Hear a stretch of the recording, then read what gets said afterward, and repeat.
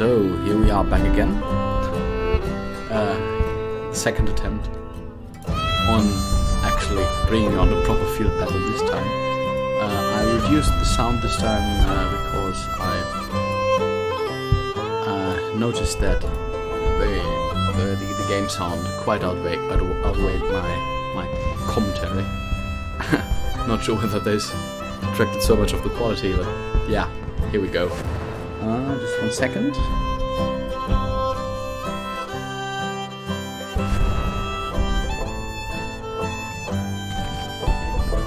Alright, so we are going to use the same settings as before. We're playing as the Union, double the aggressiveness of the Confederate States.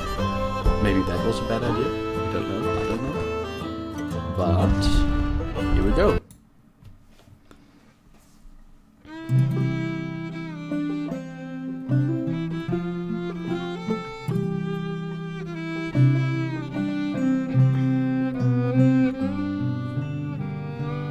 I guess this time we can afford to skip the video. I don't think we need to see that again. Yeah, I know that the reenactment videos show one of the main problems of reenacting. That yeah, the balding older gentlemen reenact the battles which were fought mostly by 17 to 20, 22 maybe, 21 maybe, old folk. So yeah, it's a little wonky. I get that. I still like it. I like to ignore it. I at least try to ignore it. So this time we will hopefully be able to engage the Army of Virginia properly. Maybe Jackson is again coming for the crossing over the Potomac at Alexandria. So I suppose that this time, if we give the order, if we give a timely order to engage the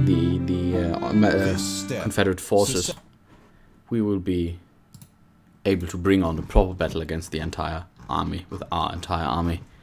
So let's pause, because we want to move on as fast as possible with giving orders.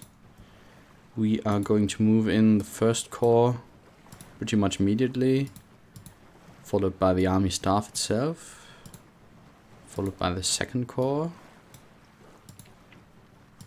and the fourth corps. I could have told them to attach to the army headquarters and then just send the army headquarters in, but sometimes they just do crazy stuff or funny stuff and don't really respect or accept the order. I'm going to send Banks again into Winchester, and I'm going to send Heinzelman over as well. I think with the I guess something around 60-70,000 men we have over here. We should be able to whip the. Actually, I'm not sure. We shall see. I'm willing to go in slightly disadvantaged. Not going to do anything with the Mountain Department for supply reasons. And over here at Fort Donelson, I'm going to send Grant after the Confederate First Corps of the Army of Mississippi. And Buell will just hold Nashville, I suppose. Yes, let's do that. Over here, the Army of East Tennessee can stay encamped because the 7th Division can stay encamped, although the Army of East Tennessee is vastly superior in numbers, but 7,000 to 11,000, I guess we can hold that quite handily with a little luck. Over here, the Army of the Southwest, which did a rather poor showing last time, is going to stay where it is, and maybe I'm going to reinforce it a little. So recruitment is quite fun. I'm going to show you. So if we're going to manage this army under General Curtis, we can add brigades, so it's a corps-sized army, so we can only add divisions, I suppose. But we so this army you could usually enter or put a corps in there, but apparently we can only put in divisions. So we are quite far west. We're going to leave the enemy and neutral states out. What's the most western state? We have a Colorado territory, doesn't have enough volunteers for anything, pretty much. District of Columbia, no. Wisconsin? Wisconsin should be, or Minnesota. Let's take Wisconsin. We're going to get a Wisconsin infantry brigade, which we can't for some reason. Why can't we? Wisconsin infantry, cavalry.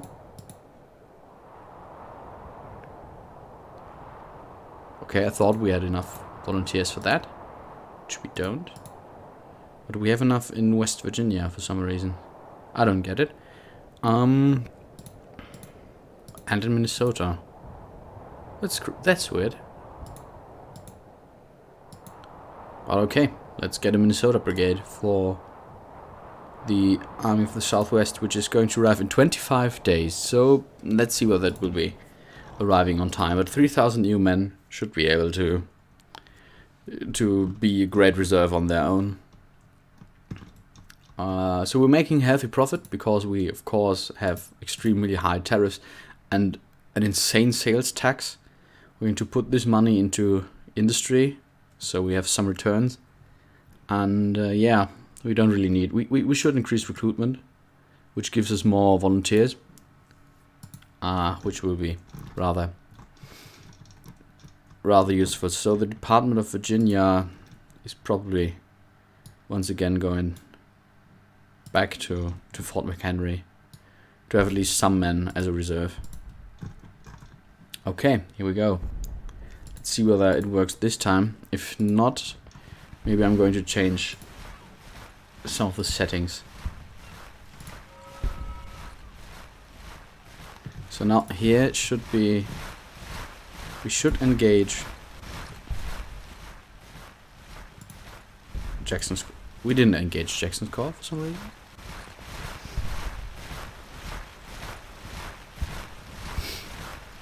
I don't know exactly why, but it didn't work. So let's just crack on the speed.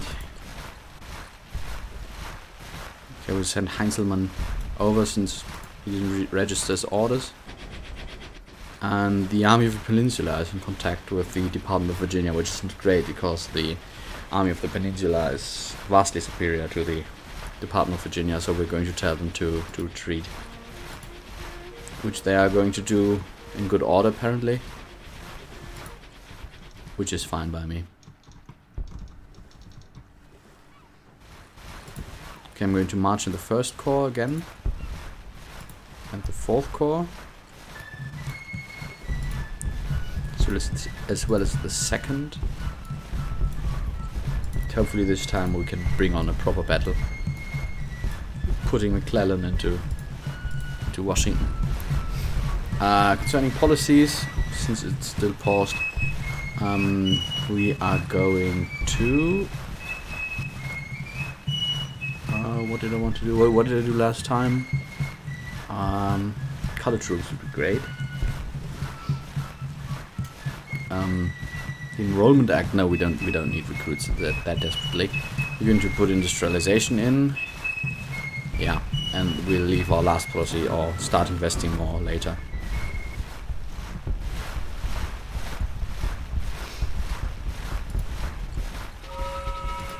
Okay, once again we'll move in banks to capture Winchester, sorry.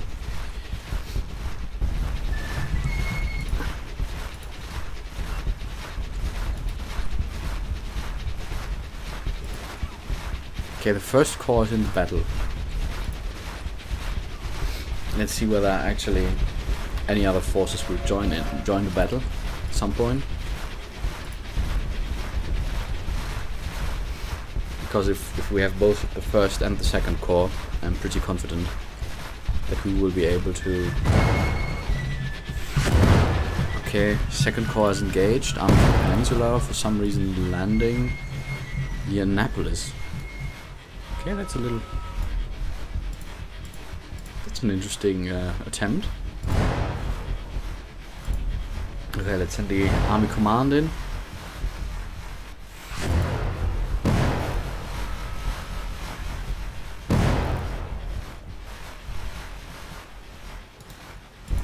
Okay, apparently the auto-resolve of the battle has had the Army of Virginia retreating by itself.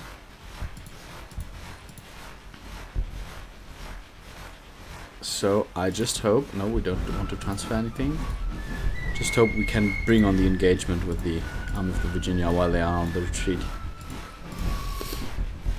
Sorry.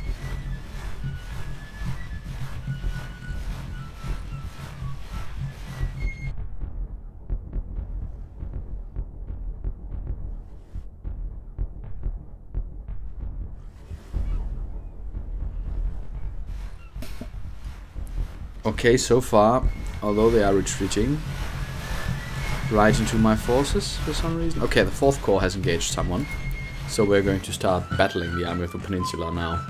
And this time, it's at least some kind of a battle.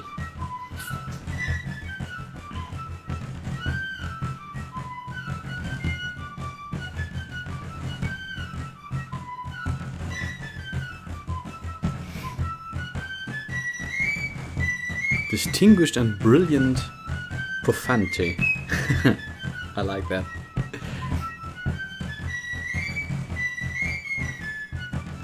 No surprise that Sherman was one of the perpetrators. Okay, so we expect 12,000 men of the Army of the Peninsula. We have ourselves around the same number, I think. Oh, we got 21,000, so this time we can actually go on the offensive for once. The enemy is going to start, I think. I don't see a red star. I don't see a red. Over here. Okay, what does that mean for us? So we are going to find Keys and tell him to put his entire corps onto New Market, which is apparently where the Confederate forces are already standing, which is quite fascinating. So in that case, we will put them on this ridge. We will get the 1st Division in a nice battle line over here. And so if the no, stupid thing. We will get them over here. If the enemy wants to attack, he can. We got artillery, we got infantry. We can actually put the infantry into cover behind the creek. Probably only if we are actually engaged already. So what would be great? What would be a good move to attempt to attack them? We can actually, for example, take the 2nd Division, put it behind here on the on this path. I suppose the enemy won't be able to see them over here because of the forest. And if they start engaging our forces, or if we start engaging them over here, we can actually try to flank in. Do I really want an entire division as my reserve? Or do I want them on the Henry Hill? Yeah, that seems like a good idea. So defending Henry Hill with an entire division and hoping that they will attack there sounds just great. We're going to put the infantry in the defense. Oh, there's a fence. Nice. We are going to get on that fence. We're going to tell the general to stay on defensive, as well as General Keys, Couch, sorry, stay defensive, and then we will just see where this battle goes. So the Confederates dug in a little, very little. Ah, so they combined like parapets and breastworks.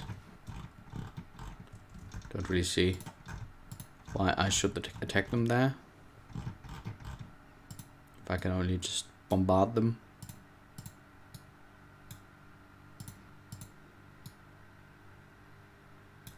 And even if they don't attack me, which I'm not entirely sure,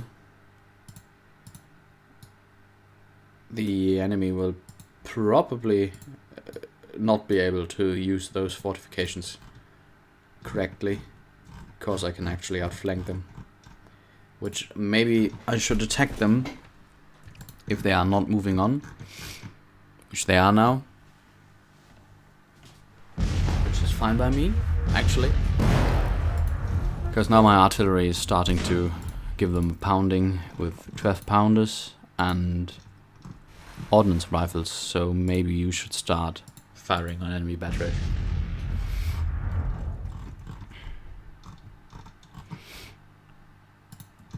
Okay, I'm just for safety going to bring up the 2nd division, because I think the enemy might be moving past my right flank and past my divisions on the creek. Does this creek have a name? It's Chin's Branch, I suppose.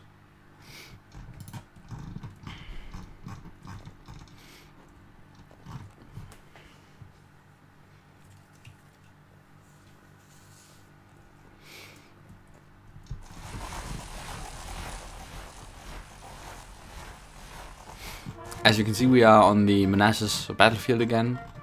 I don't really mind that there are no ready battlefields yet, because mostly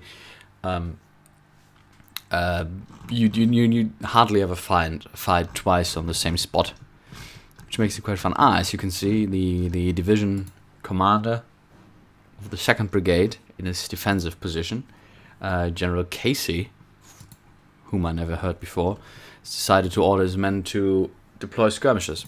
So, as you can see, there's like a little skirmish screen. I guess it's like 300 men each, yes. And they are going to give the Confederates a hard time. And I really need to clean my nose, sorry.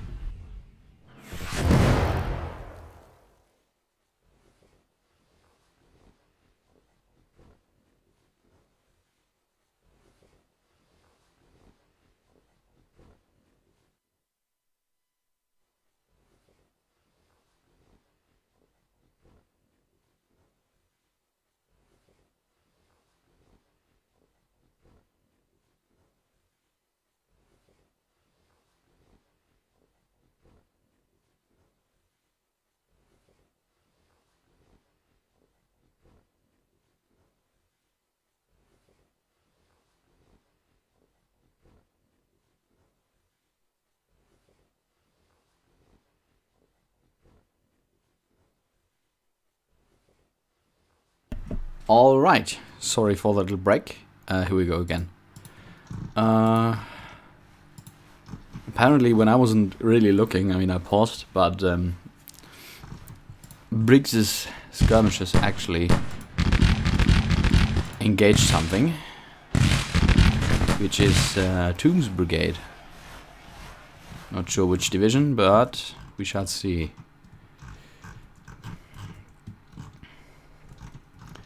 I mean, it's great that they actually deployed skirmishers and switched their position to go behind the fence. 2nd Division finally starting to move, which is great. I really like those battles. Yeah, of course it's not like the most action, and but when the battles go well, go really nicely, it's just so much fun, really. We're going to.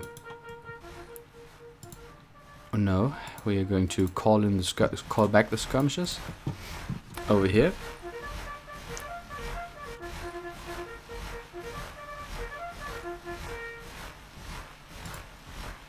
Okay, the brigade now is full again, and we will tell him to move on. We'll tell those skirmishers to get in cover behind the fences as well, which I hope they'll do, because now the little icon that tells you where your forces are going to be is a little messed up.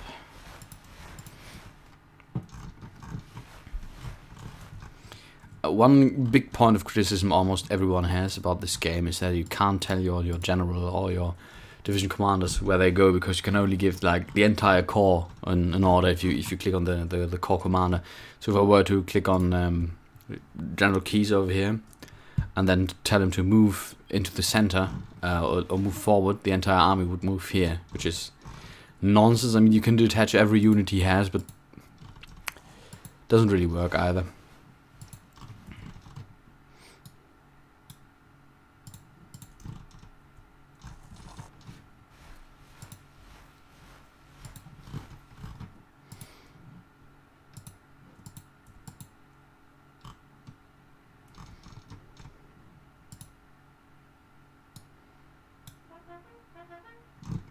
This was not what I wanted, so I'll tell them to just move back. Alright, so the enemy apparently wants to go for my forces over here, which is really no problem for me. I mean, the division is in cover behind a fence, they've got skirmishers deployed, they've got artillery support. And the enemy is leaving his flank wide open if he really decides to go for my behind. Okay, we'll speed this up a little. Hi, Mr. McSween. Good to have you again. This time no bugs or crashes yet. Let's see whether we'll be able to keep that.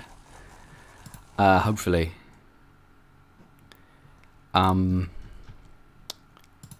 Alright, so General Smith reached his position, which is fine by me, but the Confederates apparently are playing a game of chicken, which is fine by me. Okay, attack here. I mean, I've got them by three sides, and they are on a really I really funneled them in between those creeks. And a lot of cover. So wherever they attack, I have a chance to flank them. And now it seems the corps or the army of the peninsula is really assembling a force to attack this time. I mean, they've left their defensive positions, which I must say the AI never really builds in a great way. It's just on this little hill line they would be terrifying and hard to assault, at least from the front. But this time, yeah, maybe not. They're starting to withdraw again. I had it with them, actually. So I hope that General Smith over here will actually start engaging them sooner rather than later. Maybe I should send General Couch's forces on an attack stance and try to force him to commit to some kind of aggressive move against one of my forces.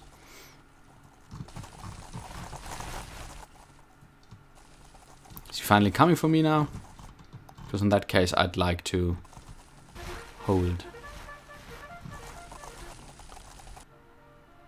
Okay, Iris and Couch are engaged, so this is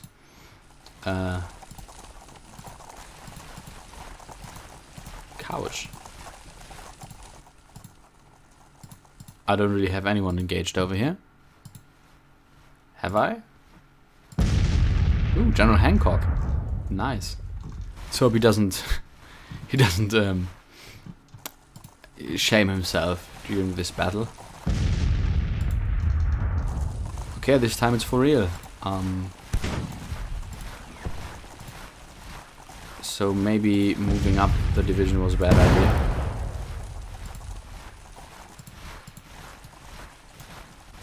So let's get back into cover as quickly as possible. The good thing is we can give bugle orders over here, so we got no cover view for some reason, which is total nonsense.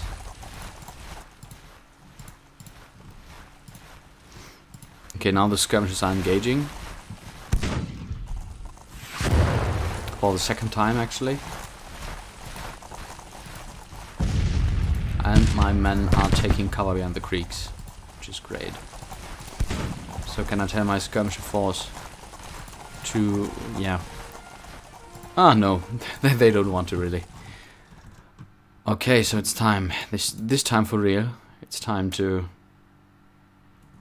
try and engage the Confederate flanks with superior force.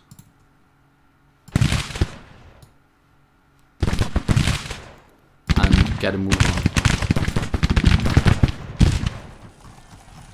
So our skirmishers are actually tearing apart one of the enemy brigades. I assume this is one of the brigades that has mixed muskets, because they haven't yet fired a shot, and this is one of the things I don't like.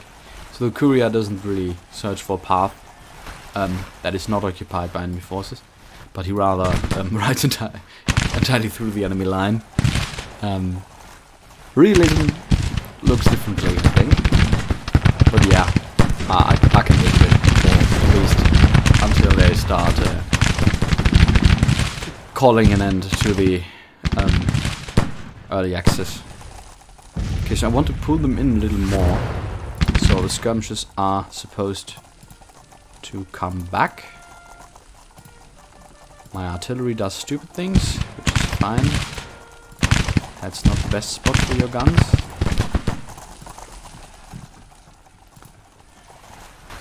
Okay, so the skirmishers did a great job. The enemy stopped, engaged. But this time we are going for a attack on the Confederate. Yeah, clusterfuck, rather.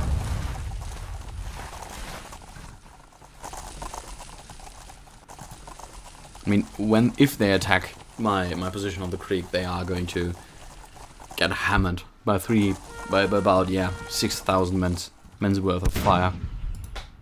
7,000 even. Ah, they are deploying skirmishers again. Okay, decide to. I could tell them not to go for the initiative, but I don't really see the point of doing that. So attacking them with skirmishers isn't maybe a bad idea. Of course, I would prefer more firepower. This is... oh, Hancock's sending skirmishers too. Okay. Apparently the skirmishers are the name of the game today, which is fine.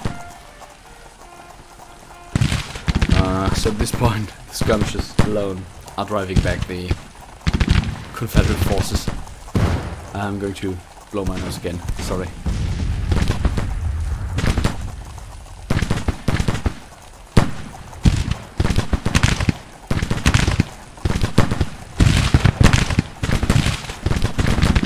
Okay, this is not the greatest move of the AI I've ever seen.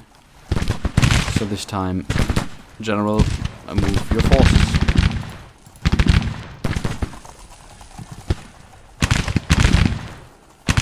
Yeah, this 12-pounder gun is hammering away at the Confederates. I don't think they are responding with any kind of fire, because they're still trying to move up.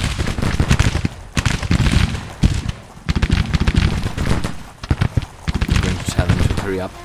I really want to start engaging Confederates from the flank, and then go in from behind and finish them off.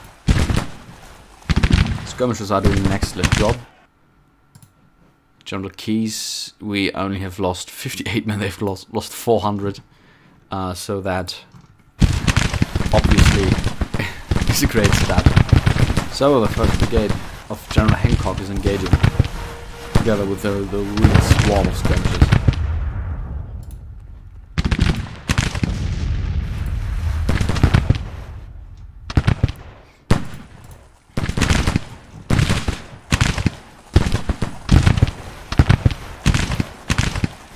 Hancock brought back his 300 skirmishers to get more firepower, but his cohesion is disrupted, so volleys and so on are not half as effective, or not possible at all. So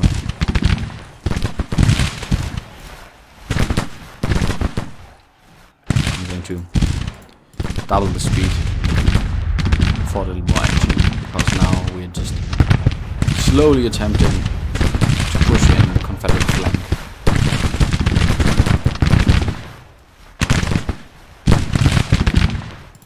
And it seems General Casey, not the greatest field commander of all times. I mean, if, and I hope it does, this does actually affect his combat performance.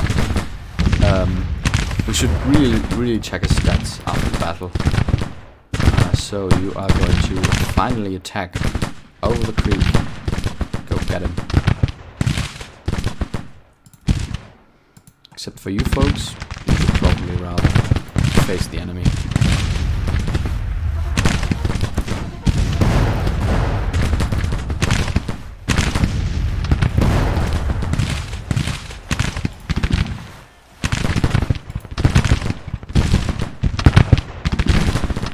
So, what's going on with General Casey? Finally. The division is moving in. Got them from all sides, pretty much, although they could obviously easily at least brush aside my skirmishes.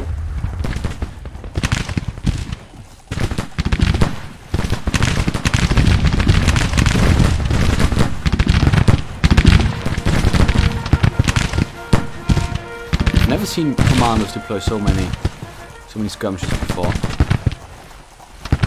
think that is because I've played more with the different stances of the AI. I usually don't really do that. Although that's kind of what you want the game to be. So not very sensible of me. So we engage another brigade over here. Casey's artillery is moving up to close the gap, close the bars pretty much.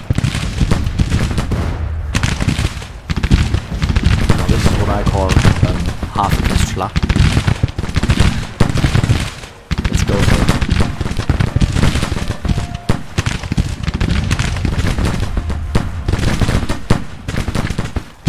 Yeah, I don't really see how this battle could turn south in any way. We're just going to win them.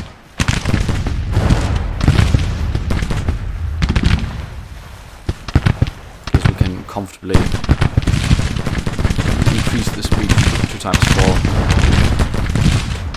Those brigades are just shredded. Absolutely. Major Cochrane decided to lay troops down, which I will not accept. Instead,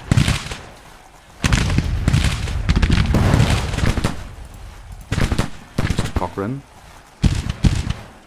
I can't tell you to charge. No, I can. So soon, whenever he receives the order, which will take some time, I suppose, he will. His little reticle over there will turn into 2 sabers, and we can assault the Confederate gun battery. I'm not certain whether bayonet attacks at this time were not too effective anymore. Usually just resulted in high casualties for the attacker.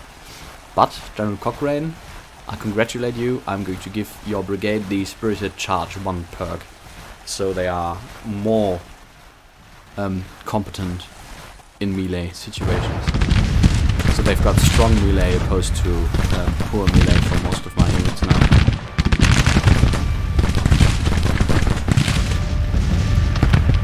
Okay, that's a really weird spot for you to... here we go.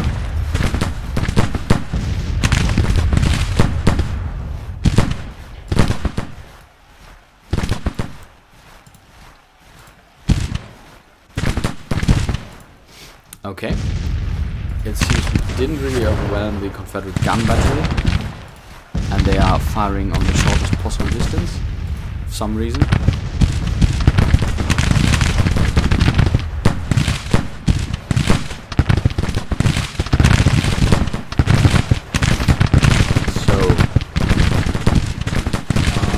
apparently the stream's got a problem. I'm going to check that out real quick. Can't really see why it should.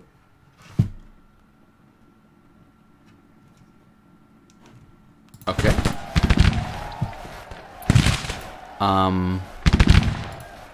I don't get it, but if you have any problems, just write in the chat. Maybe I'm just going to restart the streaming software. Oh, apparently we won! Yay! So we killed 2.5, or we defeated more than 2,500 men with only losing 571, which isn't a problem in my book. So yeah, we're just going to leave and look for the official report of General Keyes.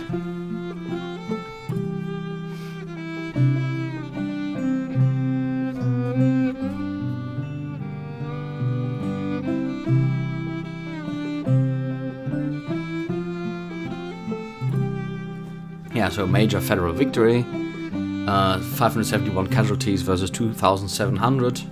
Yeah, less than 0.25%, of course, not the greatest battle of all times.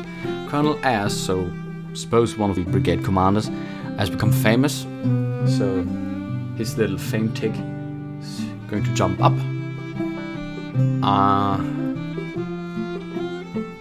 Yeah, so at least this time it was a battle. It wasn't the greatest battle I've ever fought in this game, but it was a battle. So you can't tell, or you can't say anymore that, yeah, on my streams there's no battles involved. Hopefully we'll have some others.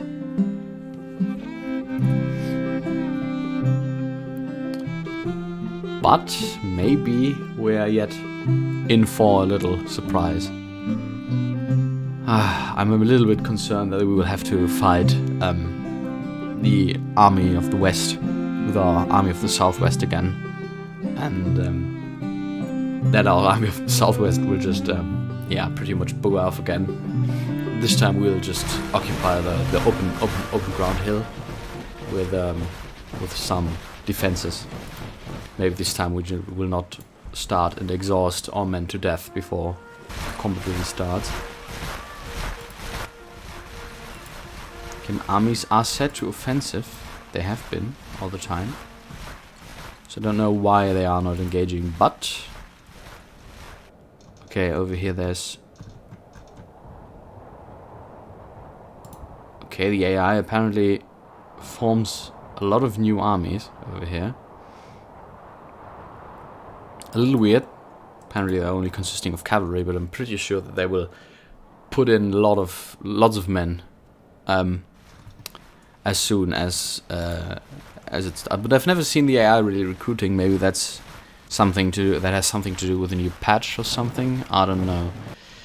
All that I know is that I, of course,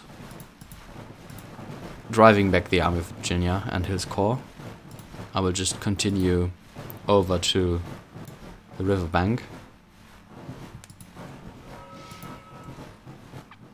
And General Sumner is actually crossing the river.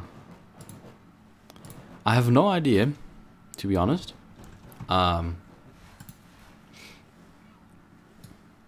Why we are not engaging the enemy? Maybe because they're on the retreat, but like they are entirely consumed by my front line. One sec.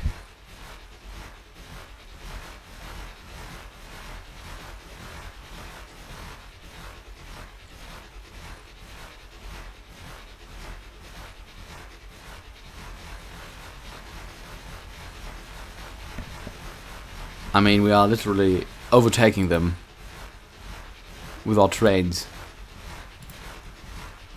I have no idea why or how, but okay. I wouldn't exactly say on to Richmond, because there's still forts there. It's the army of the peninsula, which has just been whipped, but there are also forts around there, so we'd have to engage them, and that's not the greatest idea. So we have the armies and corps converging over here, which is interesting. Grafton, Virginia. Never heard of that. But maybe General Fremont should actually advance now that we've pretty much captured Winchester and cut off the most likely routes of supply for... it's Jackson. Jackson has gone there. Jackson's got around 7,000 men. I've got 6,000. That's maybe not too much of a great idea. So maybe we should just tell them to stop. I think we've still got a corps in reserve over here. Yeah, General Keyes, of course. Our Mississippi Squadron has defeated the Confederate Mississippi Squadron. Great. I like that. Okay. Army of the Mississippi going somewhere else. To Knoxville, Tennessee. Oh, I'm not really strong there.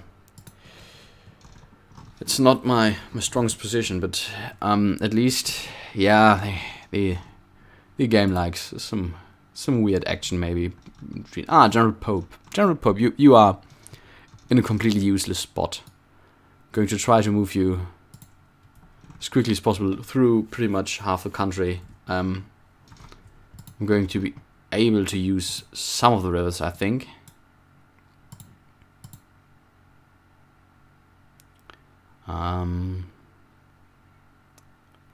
Limelight is not that useful.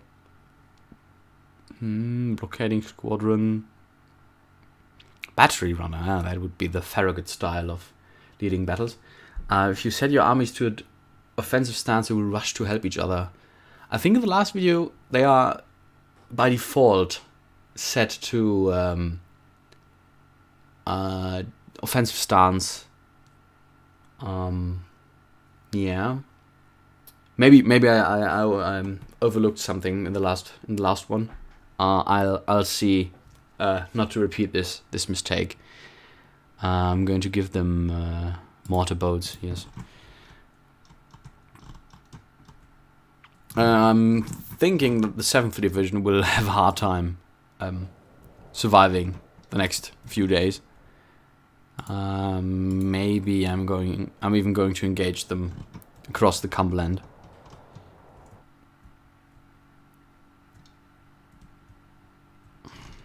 But for now, I'm not entirely sure what the best course of action is, but General Sumner not being concerned by Hill's corps at all, which is still on the retreat apparently. Has captured Fredericksburg, or is about to capture Fredericksburg. Nice. That went a lot better than during the actual spring campaign of '62. Where's the army command? Over here. We'll move them in directly from Washington. We've got this Department of Virginia force. I'm really looking forward to what the AI does with this blob of forces. They are apparently just recruiting, reinforcing, whatever. Not entirely sure whether Banks' 18,000 men are going to be able to hold. Reinforcing them seems like a good idea. They are unhappy with their commanding officer. Okay, yeah, Nathaniel Banks is not exactly Caesar, if I recall correctly. Can I replace him? Because he's surprisingly famous, legendary fame. Okay. I have Hunter and Sandford. Nah. Replacing him doesn't seem like a great idea. Not sure why they are unhappy, but maybe it'll fix itself. They've still got high morale.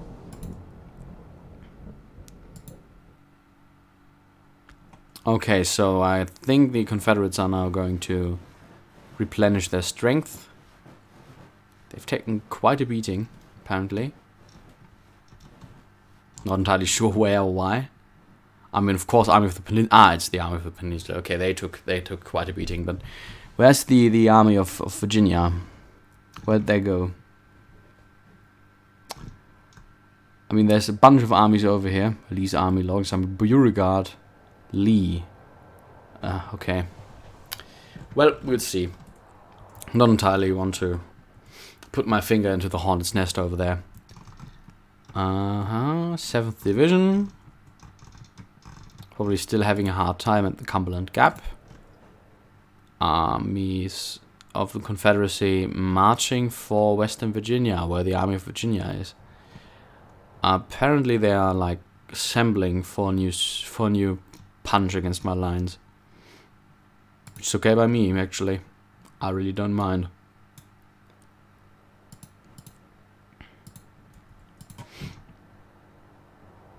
But what I'm going to do is rotating back the corps so that Banks over there is not alone. So my good German compatriot, Major General Heinzelmann, is going to do that. Oh man. Okay, my men are settling down, bunkering in. Are in winter quarters in March, which is interesting decision by those guys. I'm going to give this corps some engineers and mechanics, quicker construction process. Yes, please. Okay, the 4th Corps finally moving to engage Jackson at Grafton, and maybe the enemy's not coming through Grafton, but engaging Jackson seems like a great idea, especially because his force isn't the most numerous. Probably not going to be able to stand. Here we go again. Okay. 10,000 men, so maybe my brigade arrived. Okay, let's play this battle. And maybe play it better than last time. Because when it actually... Not sure whether all of you guys seen it, but when we actually finally engaged the enemy, my army for some reason... Or our army, for some reason, just broke and ran. I don't see why, but yeah. We'll give them the best show we can, yeah. Thanks, General Curtis. We shall see about that. We shall really see about that. Okay, the situation apparently still the same. Elkhorn Tavern over there. Confederacy coming from... Oh! No. 12 Corners Church over there. Okay, interesting. So... supposing that they're attacking from there. Putting up a defensive line along here. And maybe like some people on P Ridge. Or Big Mountain rather. Doesn't seem like a bad idea, but he probably can deploy them as far forward as that. So the open field high ground is probably where I do want to engage him. So now the parapets and breastworks. It cost me half a construction point, but they were done immediately, which is great. Okay, there we have like a fence. We will elongate the line from that fence. Minus 0.4. Don't really see why. And then we'll put a parapet here for our gun as a gun emplacement.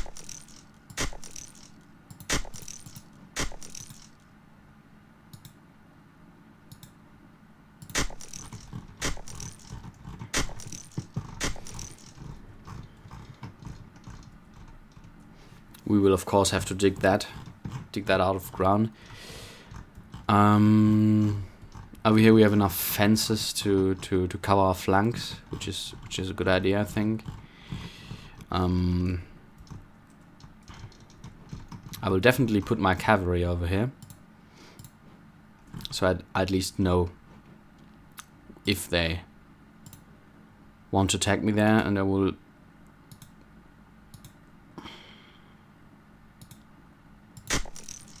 will dig out a defensive position at the Elkhorn Tavern.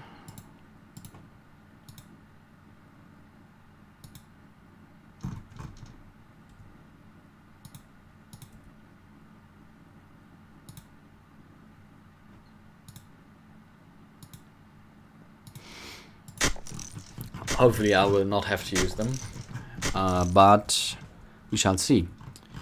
So, dear Army of the Southwest, let's see whether we will be able to do better than last time. Okay, you guys, 3rd Division over here. Just for digging, I will move them into reserve as soon as possible. General Carr, your division is going to move over here. And General Aspeth's brigade or division is pretty much defending my front line, while General Siegel, another German, yay, another German abolitionist, is going here so that my infantry can dig those parapets and put its guns into there, and then I will have this division in another reserve, and we really will see where the enemy will come from. Although it would of course be more useful to switch that, put those guys here, and put Siegel's boys into the front line, because those guys actually have the cavalry force, which I want to use to screen around this little river.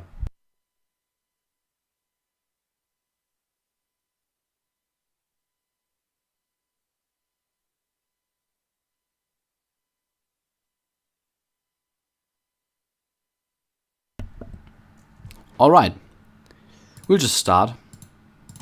Okay, you are getting cover behind the creek. You are going to build those defenses over here.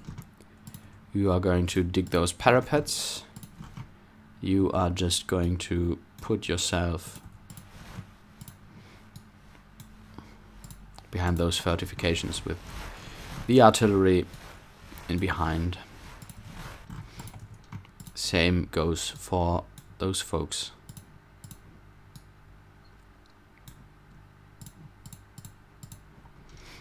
The artillery guarding the center.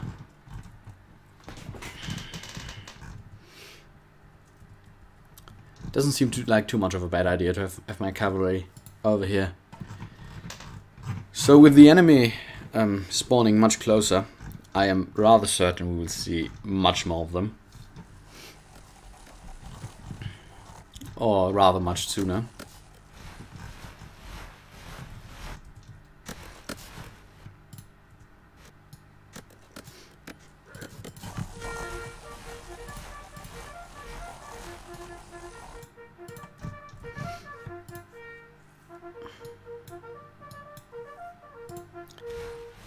There should be a button like get into this cover, get into the nearest cover.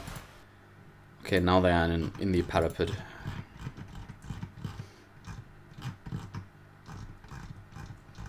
Okay, this position is built, so I'm now going to move the 3rd Division back into my reserve. Sounds like a good idea. Okay, so it appears at least some men are coming down this road, which is fine by me. Just going to move them ever so slightly, so that there's more men actually manning the relevant defenses. Got a lot of guns trimmed on this single road.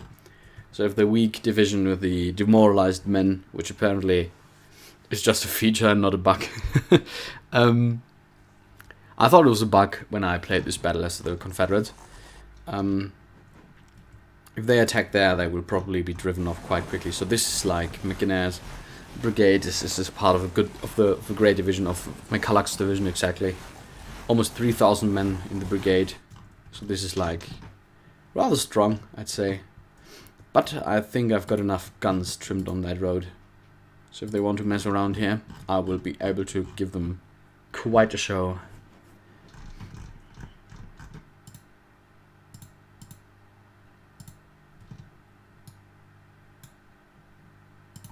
You still building? No. Best reserve commander in the world, apparently, General Jefferson C. Davis. Okay. I have an idea about why he's not so much into playing the Union game. Okay, so apparently we have... Wait, this guy isn't really called Jefferson Davis. Ooh, he is. Interesting. If anyone knows something about General Jefferson C. Davis, feel free to tell me. I'm looking much forward. Okay, as you can see, the demoralized Southern Brigades already moving in. There's a huge blob of Confederate forces, which I will be happy to engage from my covered position with my guns. Let's just hope they will actually attack, because, sorry, you guys are supposed to be attacking.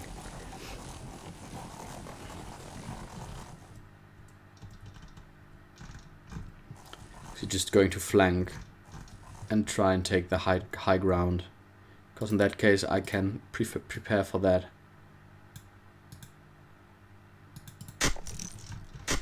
More digging to do for the reserve boys. It's a great idea to exhaust your reserves before they even join the battle. That's not even a great idea, because there's a fence here already. I really don't want to dig too much. Yeah, let's cancel that. Let's just use the fence as soon as possible.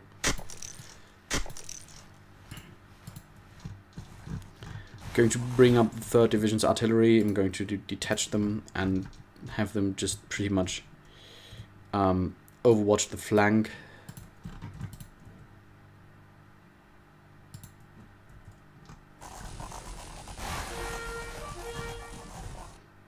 Those bastards are really going for the flank.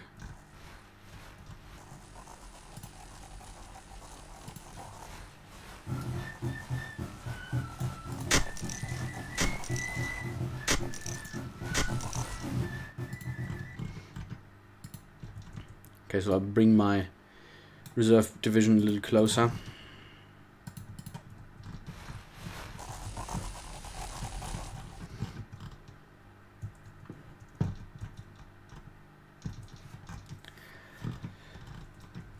Okay, so I have 3 divisions in the front, 4th in reserve. I guess I can call back my cavalry. I'm not expecting any more Confederates trying to get my flank that way.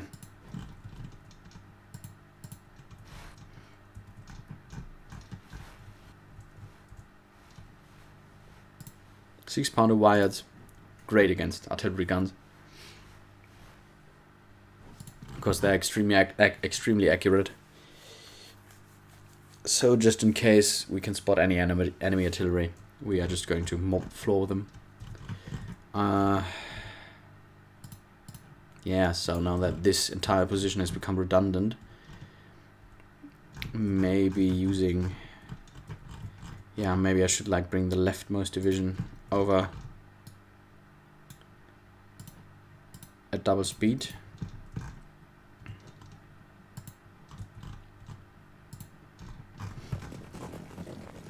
Okay, the cavalry is already back, so this is good. Just going to put them here.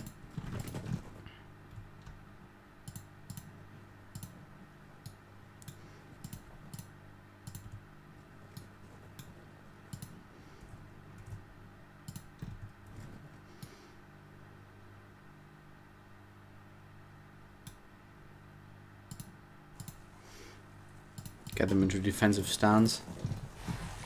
Get the guns into the center. And I'll move up the 2nd division.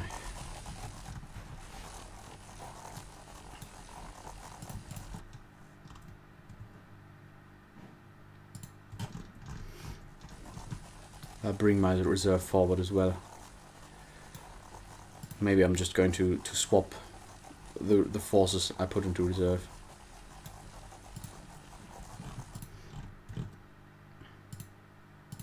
Because this is closer to the commander in bugler range even.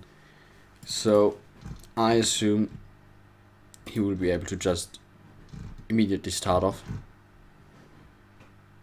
Is he?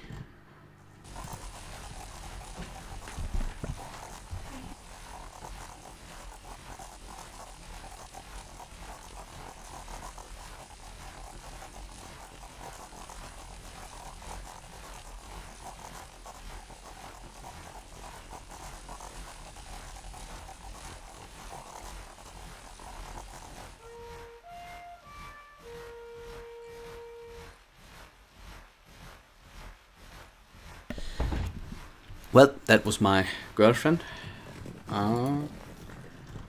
Okay, nothing exciting happened. Sorry for that. Yeah. So there's more and more Confederates coming down this road. Cavalry doing... cavalry wasn't detached anymore. Oh, god damn it.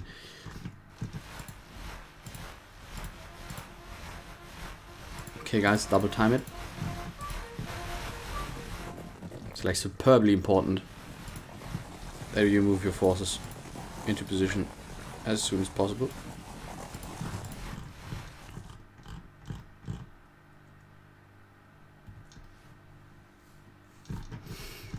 I'm not sure whether McIntosh is the cavalry force that has only shotguns, which is really not dangerous. At least if I play them. There's skirmishers deployed, which is great. I hope they are going to engage the Confederate infantry, so that we get some time to redeploy our positions. Okay, this is apparently not the force with the shotguns. I guess that's Pike's Indians, which are over here.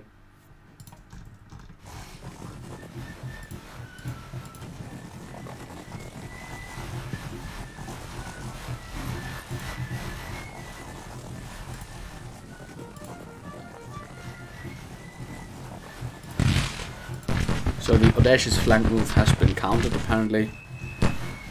Rather convinced that I will not just run around my flank and collapse my line.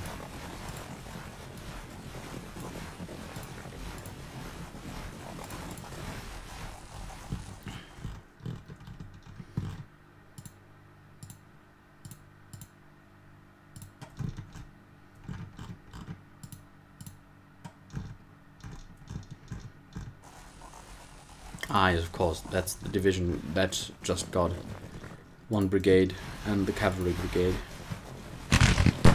Ooh. What are you guys doing? Oh, Major Conrad was wounded this time. Get it to... What? Why? That's like the farthest from your orders. There he is. Just get into loose order.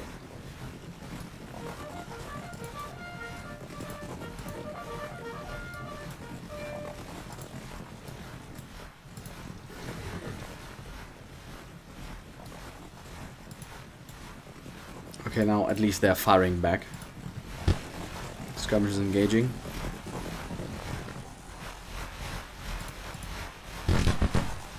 Artillery for some reason is not. Now they are.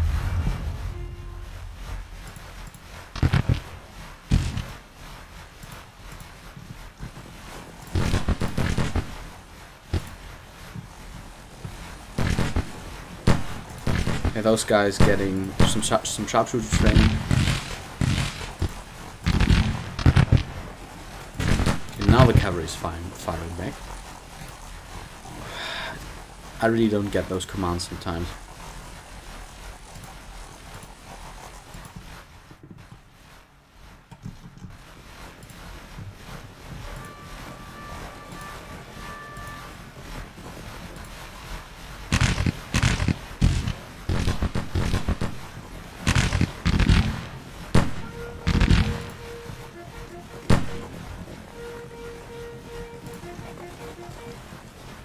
Okay, they're leading forces.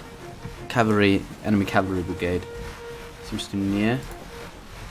I've got the infantry behind the fence over here. Should be able to yeah, grind them down.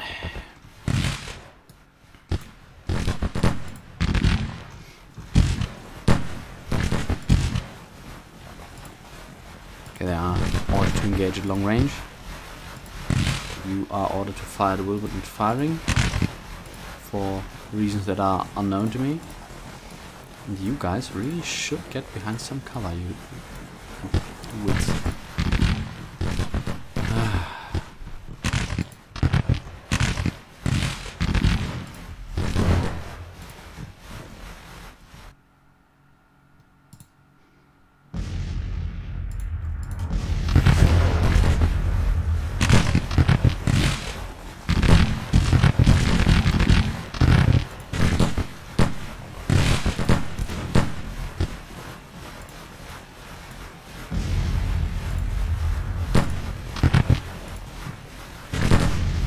Cavalry is moving back after engaging with my skirmishers, killing a significant proportion of them actually.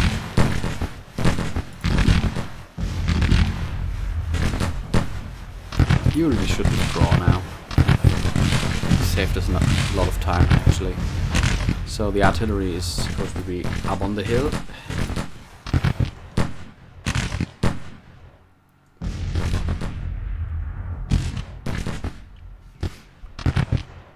Them first helps. Yeah, maybe that's a great idea. I probably should become a little more relaxed, or a little more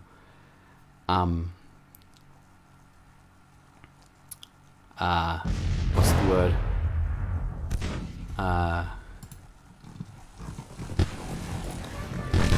Cautious maybe. Okay, artillery for some reason using the roads when it makes no sense. So don't use the roads, just go there, please. I don't want to lose 15 guns, 11 guns.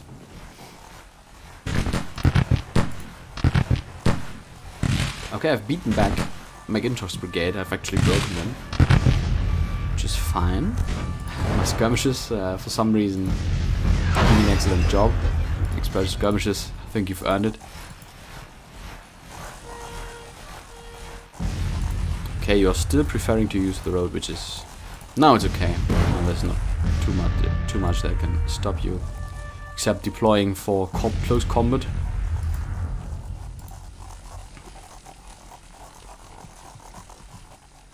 Okay, so there has been some action at least this time in the Battle of Fayetteville.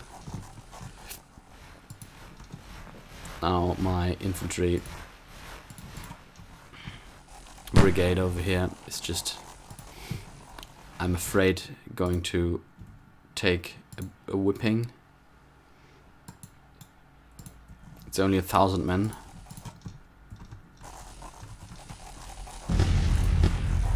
This artillery is not firing at all. Why?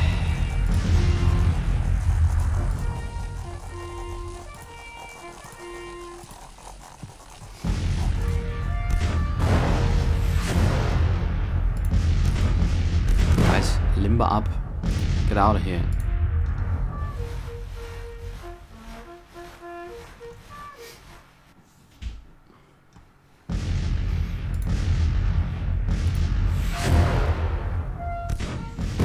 Okay, apparently halting them wasn't too much of a bad idea. Not sure whether he would have done that by himself, stopping to engage. Putting him on long range. And now we'll try and stop this little wave attack coming for our lines. The great thing is, I'm convinced that if like one or two of these brigades break, all of them are going to shit. Actually, they're just crumpling. They'll just crumple. A little scared for my flank, but it's covered by a lot of firepower.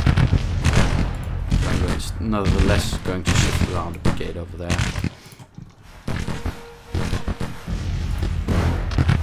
Whatever are you doing? Take the damn front line.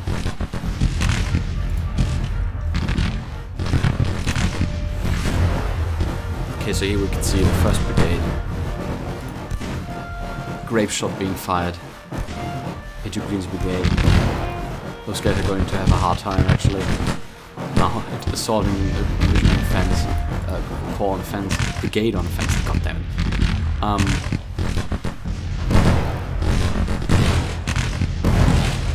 Okay. Where they Can walk in front of enemy when following roads. Yeah.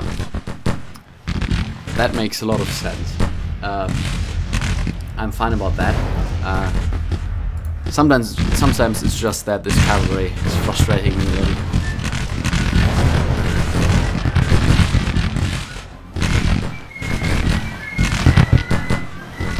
One blue flag being played in the background as the enemies are approaching our front.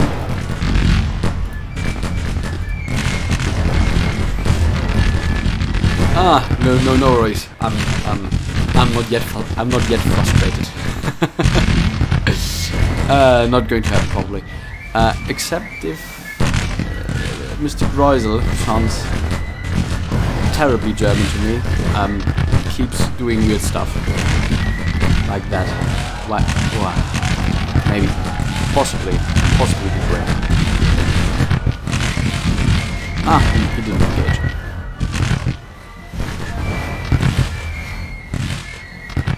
There's too much Bonnie Blue flag for my taste going on. You are a damn coward, Mr. Greusel.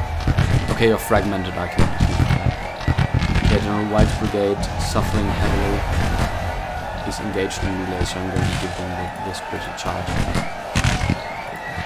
Well, Mr. Jefferson Davis, standing right behind his troops, which actually gives him a morale bonus, so I'm fine with that.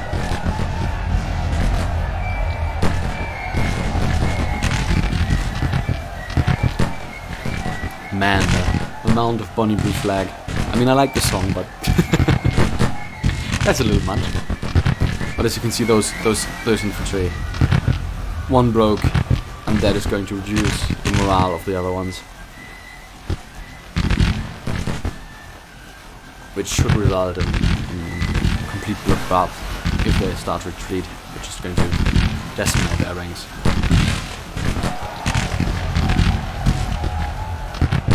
We're actually currently decimating their ranks. Yeah. Saunders Brigade. Surprisingly resilient, given that they are only like 500 men. Over here the Dixies are trying to cross the fence. Not going to work for them. Not at all.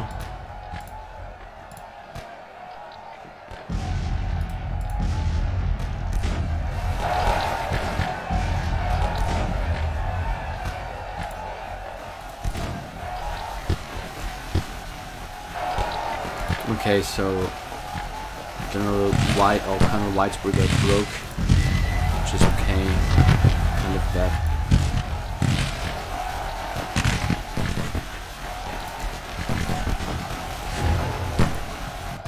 Still not the mass route I'm hoping for, to be honest, and the mass route I need. I mean, our position is still rather strong, but I'm not certain whether it will be strong enough if the enemy will keep up that pressure. So I'm hoping I can shift some of my force. Actually, Colonel Stanley is fighting Pike's Indian Brigade over here. I think at this range there's no chance of turning fire because of their shotguns, so that's okay. Yeah, it's a damn shame that this brigade broke, but I can live with that. Consolidated report says... casualties are more than acceptable for us and quite significant for the enemy.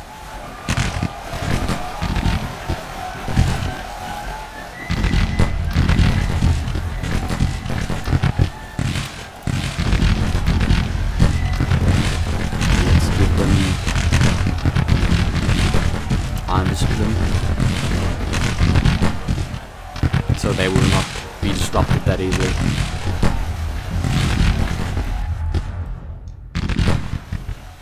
Maybe I should advance my cavalry to this fence,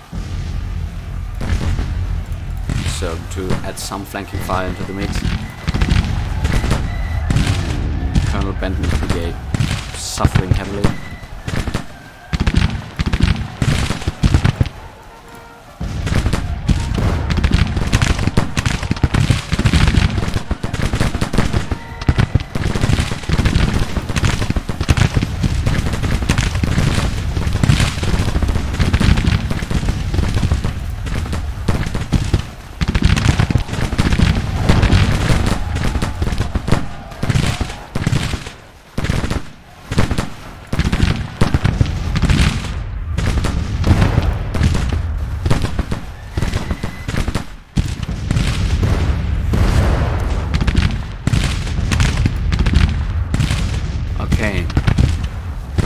We are holding, but it's starting to get more and more costly. As soon as my brigade starts to break, this is going to suck. Ah, Mr. Greusel. Mr. Greusel, got the chance to redeem yourself in my eyes.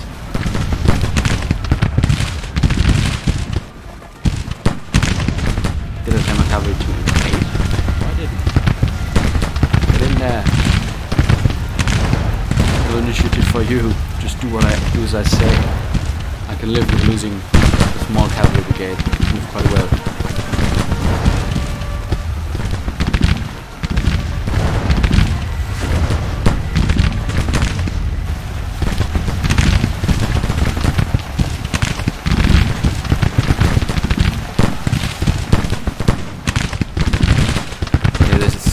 Like their last ditch effort. So afterwards there will be no men left which can attack my position.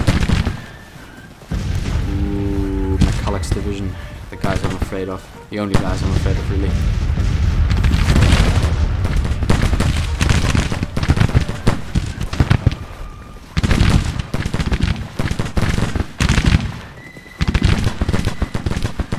McNair.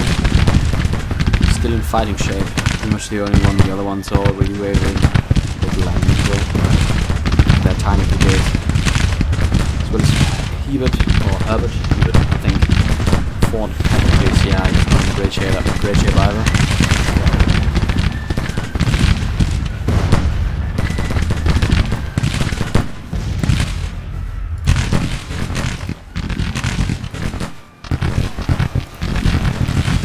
So let's get a little closer.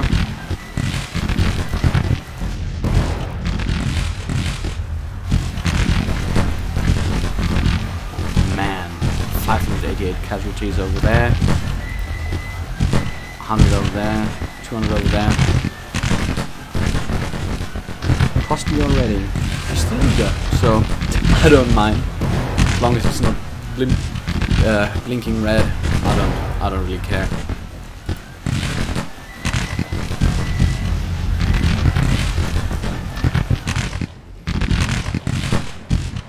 Pikes, Indians are not really doing anything of note. They of course could be charging me, but they are just going to be annihilated bit by bit.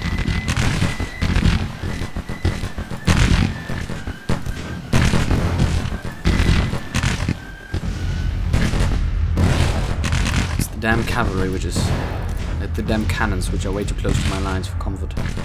So I'm just doing the Leroy Jenkins here.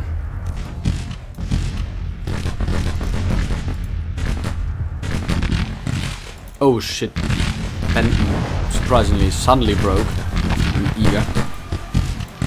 Not great.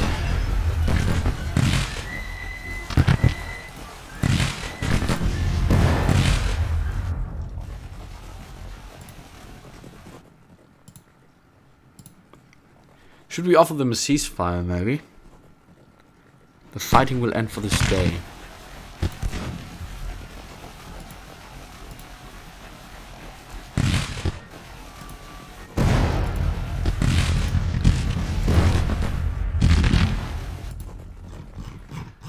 Okay, so with this new night, with this new day, I think we have the possibility to gain some much needed.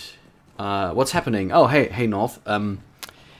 We are messing around with the Army of the West, and they are outnumbering us, but I think we equalized the numbers a little if we look at our strength report. Yeah, no, we didn't. They lost double our number. We proposed a ceasefire for this day, pretty much just to reorganize our line, which I hope we'll be able to. So I'm glad that we have like this position over here, so the enemy can't really outflank us. We can withdraw our forces a little, retire back to our whatever you guys are doing, but I'm okay. I'm game. What is it we want to do? Can we can we dig some breastworks over here? And pretty much numbers mean nothing. Yeah, numbers. I mean, so for your information, my numbers are my men are significantly better than most of his, but he has like one division of troops which has huge brigades of around 3,000 men, and this is like the only force that really is dangerous to me. And now I'm way convoluted, as you can see over here. Little slaughter pen directly in front of his artillery, which is firing grape shot into my lines. So that's not what I want for this battle. So I'm going to retire quite a bit, and get my men into onto nice breastworks over here.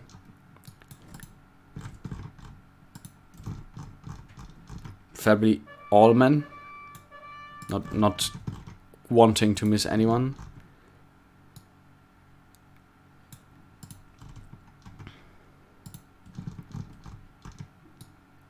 Getting some guns.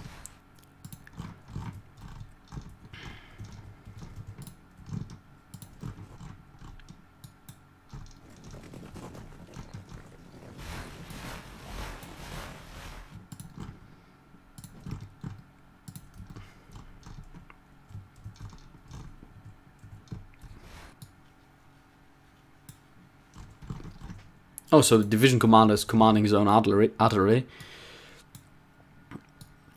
It doesn't seem like a great idea to me, to be honest. But yeah, sure. Whatever you want, Mr. Kreuzl. You've redeemed yourself, at least partially. Okay, use this road for no. Why would I?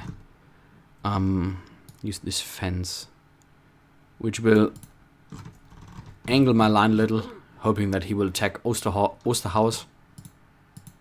Just thinking that he might be German. A lot of German names. I enjoy that. Well, if it comes to the killing, we Germans seem to be well liked. Nah, is the angling a good idea? Or should I just like put a parapet or a breastwork? Well, I always mix up those over here and hope they build it quickly enough. How does that look on the map? Yeah, all the division commanders are quite far away. That's okay. They'll probably like just run back. Okay, Osterhaus immediately deploys skirmishers.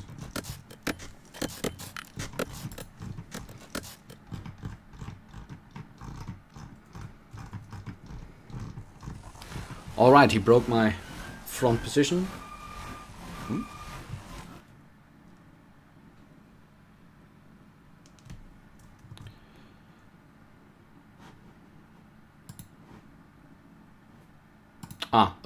Stream went down for a second. I'm going to probably go on for about half an hour and then put in a little break. Continue at yeah, somewhere around, I guess 10 past 7, if you guys are okay with it.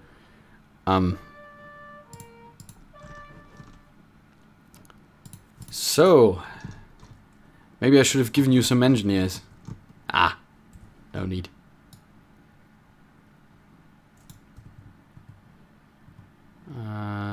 Whoops. Sorry, just clicked out of the game for some reason.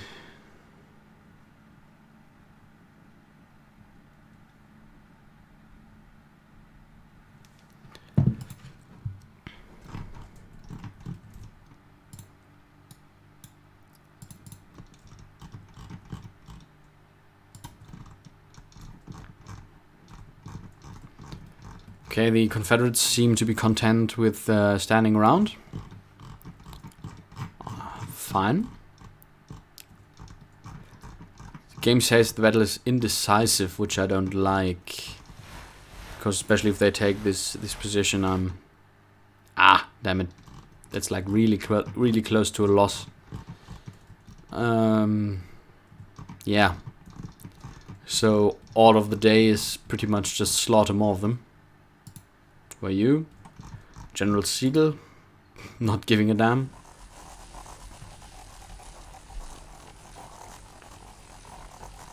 Yeah, they are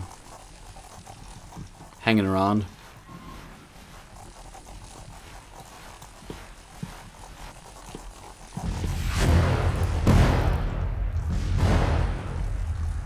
Maybe a little bit overly ambitious with the artillery there.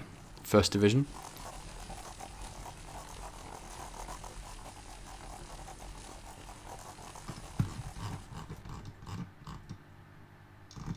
Oh, they haven't been reinforced. That is just like one of the crap brigades. Doing stuff. Yeah, let them. Let them. Just let them. If they decide to come, they shall come. Ooh. I heard musketry. Where from?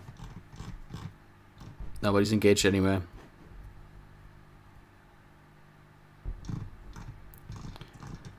Okay, apparently he wants to go for my flank again, which is not great. Oh shit, no, I didn't want to really dismount.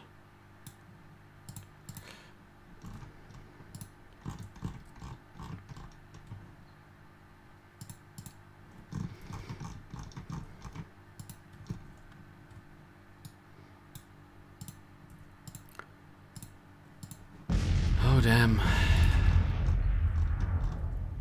Okay, this is where the shelling starts. I can still live with that. Because my cavalry will, and one of my brigades will be in position. If he decides to attack that, I still have enough infantry to counter that. Those guys are behind the fence now. Still got a lot of ammo. They are fine. Yeah, I don't really know anything about the actual Battle of Pea Ridge, so if anyone knows something, but I really wouldn't want to be the guy crossing this open ground onto this hill if the enemy has anything that shoots farther than, let's say, 200 yards.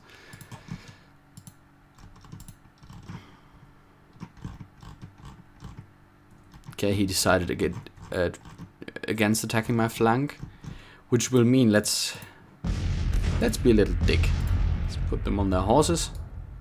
Just see whether we can take that little mountain position.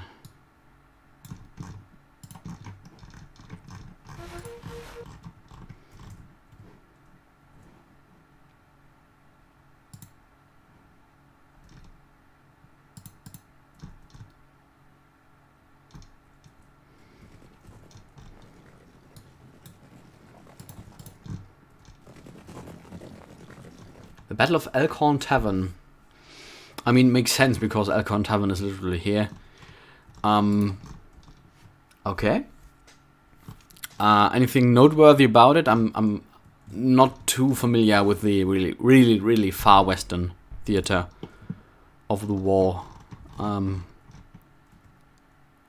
Hardly any contact points in German. And I guess nowhere in German education you actually learn or even hear about the Civil War. Not being one of those, they should tell you more about Vikings at school, guys, but I think that this is quite an important thing, especially in the development of liberal democracy in the Western world, which should be taught about. The Civil War Narrative, Volume 1, okay. As I said in the stream before, I'm currently, I have recently read John Keegan's book on the Civil War, which is not his strongest work, which is really far zoomed out, and what I'm currently listening to, at least on Audible, is the Mr. Lincoln's Army by, I think his name was Bruce Catton, dealing with the Army of the Potomac, up to the Battle of Antietam. There's like 3 volumes, almost done with the Battle of Antietam. If you want, like, that's like historiography from with a little poetic touch, because It seems to be Mr. Catton as a friend of nice and fancy words. It sometimes reads like a novel. I really enjoyed. Command of Earl Van Dorn, yeah. Well, that's actually accurate, because that's like... so we are... Here's General Curtis, and... Yeah, I guess General Van Dorn hides somewhere back here. Not entirely sure whether the Confederates are attempting anything else than... Oh, God damn it, why would you do that? How's that possible?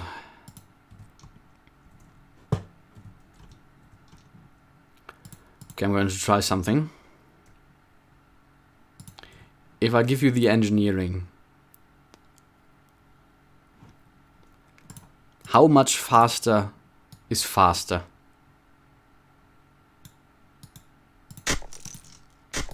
Because I really need any kind of defensive position.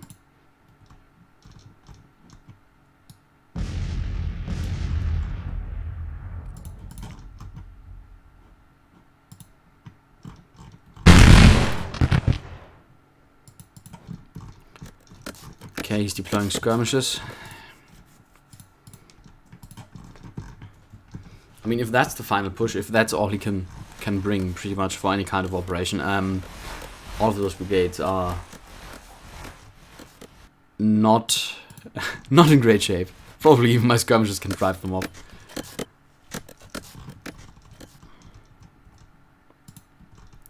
I'm really lacking a reserve.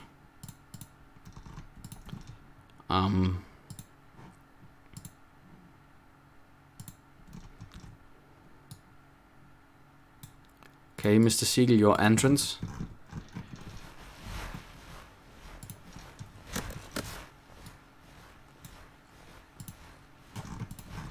Okay, just get behind what you finished. Rather certain they will be around rather soon, and I'm just going to close this because I don't want to accidentally surrender.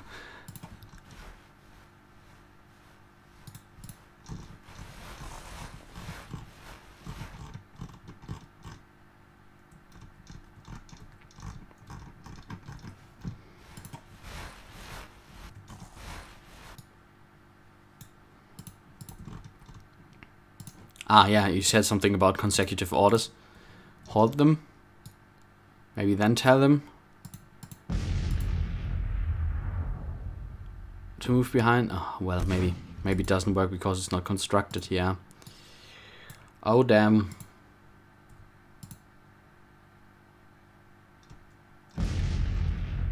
Okay. We have this General Jefferson Davis here. I think he's commanding a division, if I'm not mistaken.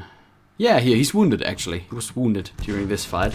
He murdered another general. Okay, I definitely have to look this up. This sounds like a great story. Sounds like something you couldn't imagine, really. Looking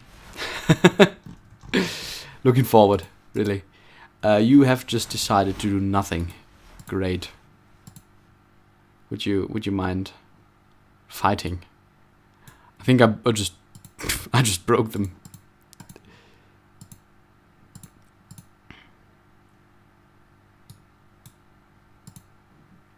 But let's at least get some skirmishes on the way. Ooh, nothing works anymore. Yeah, I think they're bugged out.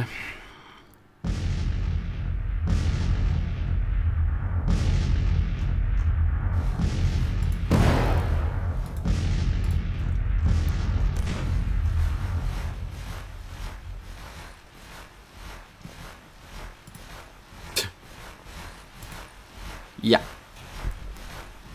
Hope they do something now. Ah, they're firing, they're fighting. Yes. Former naval officer named Nelson, yeah, well. I double dare you to name one naval officer who shouldn't be named Nelson.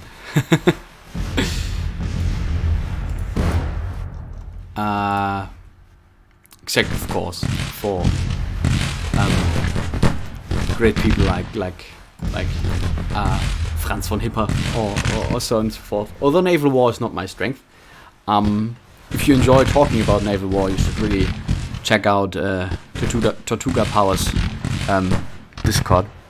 There's people who are really, really, really interested in naval warfare. I think they even made a little naval book club last year. I can't remember. I haven't been active that much lately. But yeah, you should really check it out if you enjoy it. Okay, for some reason, man, this is poor showing by the Confederacy, not even manning up to engage.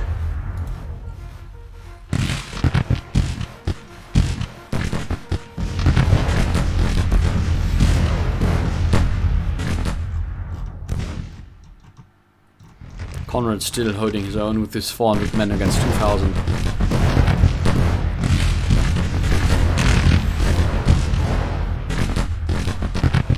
Queen's Brigade going at it. Thankfully my men are in cover. Just going to shred him. Number of guns sinking. Oh yeah, if you like Civil War history,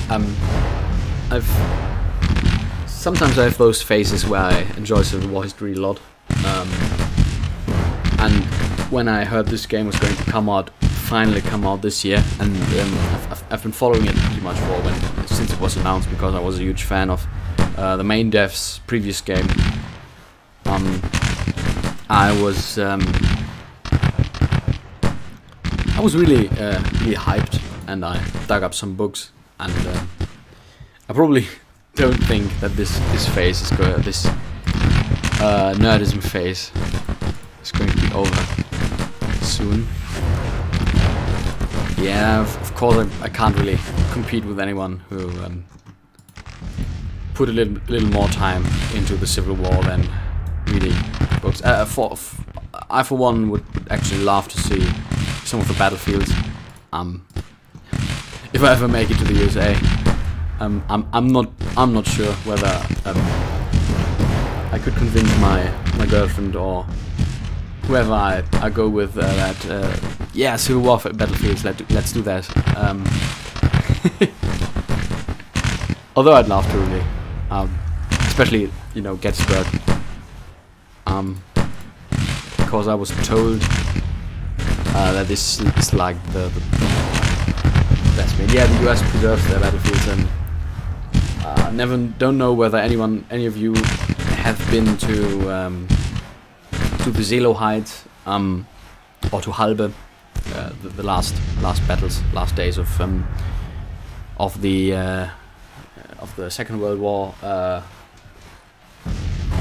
There's not too much left. I think I read a news article this year about the anniversary of the Battle of Spichern in the Franco-Prussian War.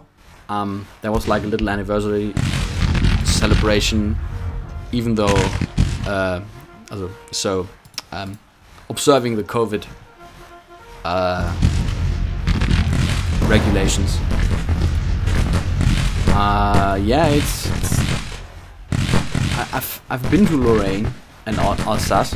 I haven't been to there. Yeah, 150 years ago exactly this year.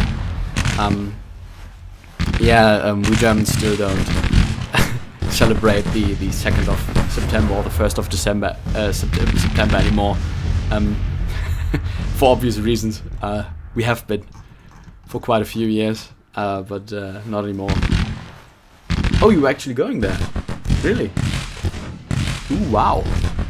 You didn't tell me, really. I would have. Well, you could have made a trip to Munich, and we could have beer in 1 liter jars, which is a great tradition which everyone should observe when coming to Germany, especially to the southern part.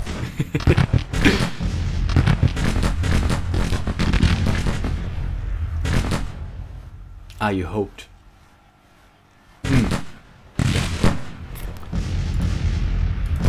Okay, Mr. Osterhaus. not wanting to engage, rather leaving his comrade Constantly to die.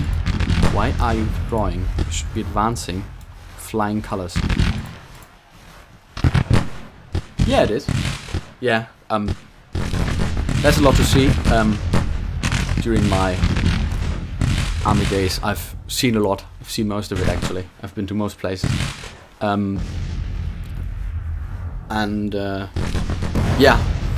Making a trip to Germany is I think it's always worth it. And I really hope this battle will be over at some point. The Army of the West, is there a reason for that?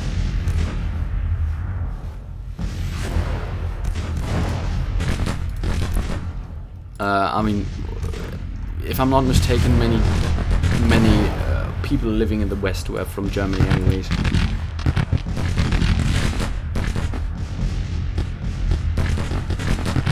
Okay, concerning the game, for a change, not much happening. I mean, they are trying to force us, which they are never going to be able to. We're just driving them. As soon as they jump on our lines, they're just going down. You should really fall back.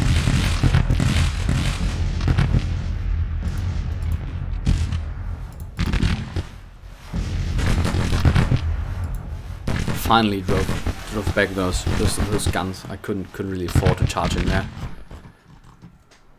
Okay, Conrad still holding. Minor victory.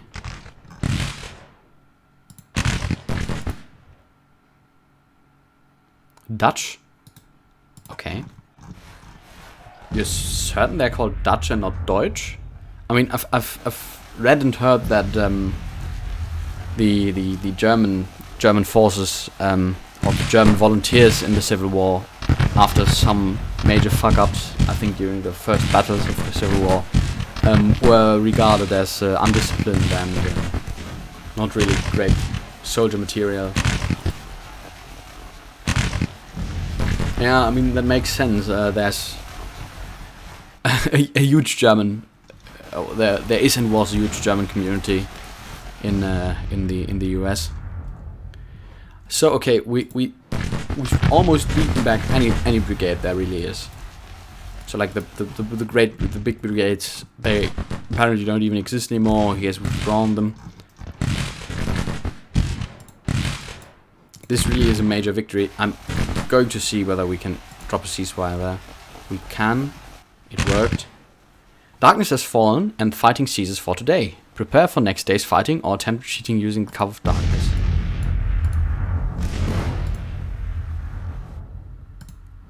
I would have hoped the enemy withdraws, actually. That would have been great.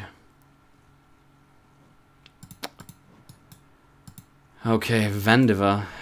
Vandiver broke. Yeah. Man, this fight is taking forever. Maybe we should retreat, actually. I mean, the day is pretty much won, but this is not what I was out for, actually. So with Pike being that close, I'm assuming it's a better idea to just bring back the cavalry. Put up all my guns, and we're going to fight this out to the last man. We got a lot of engineering points down right, so we will be able to build quite the amount of my beloved parapets.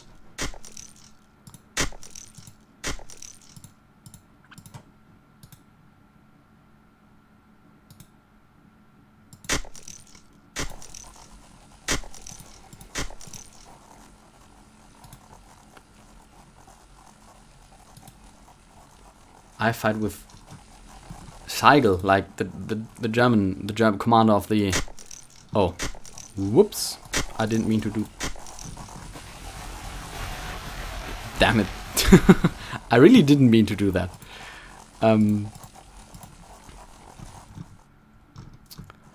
All right. So, is there anything we can keep doing? Nah, really not. Man, this battle is taking forever. Get into the damn parapets. They decide to come now. We'll be able to whip them even more easily.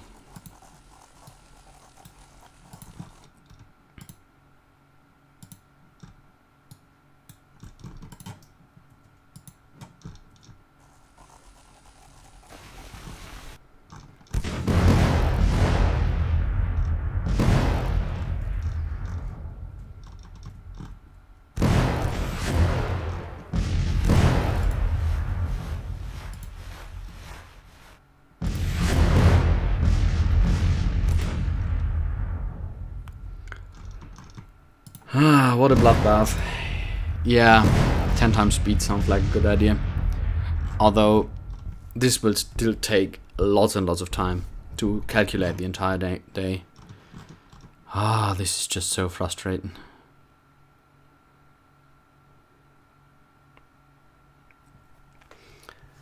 I really wish I could do a cut, but of course, this being a stream, I hardly can.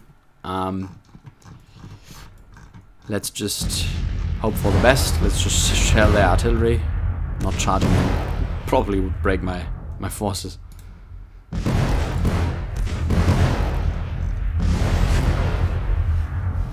Shouldn't be too hard ripping this artillery to shreds.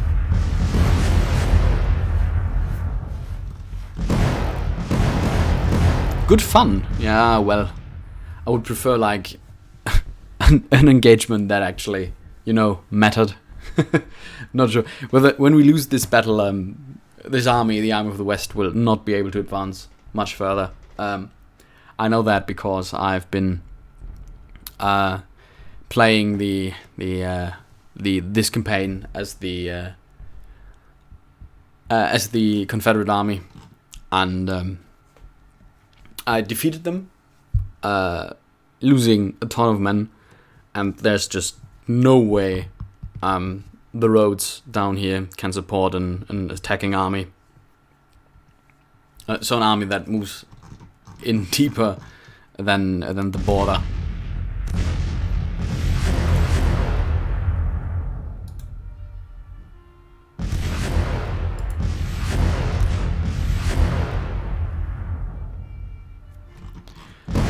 You know what? You guys, get on your horses. Enable cold steel. And we're going to get this damn battery.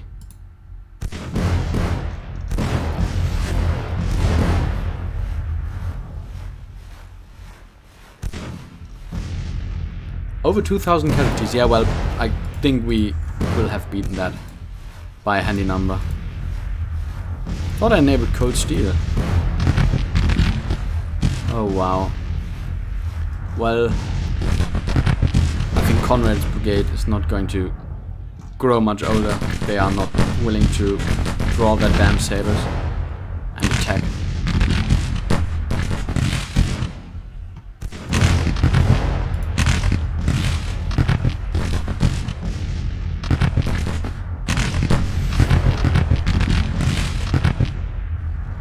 Yeah, great. How enjoyable. I don't know why this battery, why I couldn't charge them.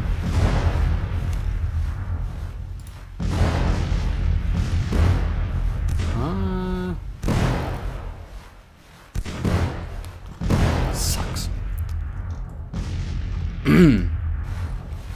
Yeah, I'm going to zoom out because I think time is going to... You're looking forward to more, more podcast concerning that. Yeah, I already said it in the last stream. I do intend to continue. I'm currently, if I'm not playing Grand Tactician, as you can see, I'm currently busy writing like 2 remaining papers, which should be done by mid-September. And that time I will have almost 2 months with hardly anything to do except for working.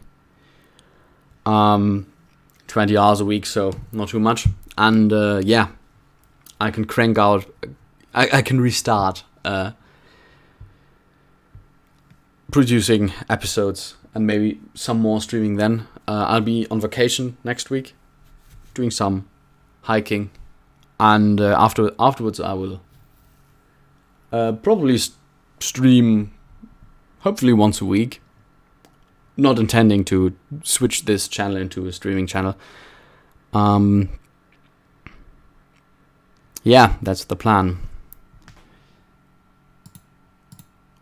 Although I'm not too great following through plans.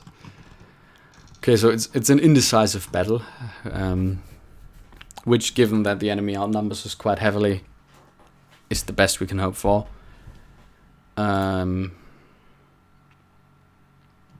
Shall we retreat? Just withdraw our forces? Or do you think like, let's wait, maybe after the third day we'll stop? I don't really know if there's like a time limit. If you can only fight like 3 days, would be sensible actually.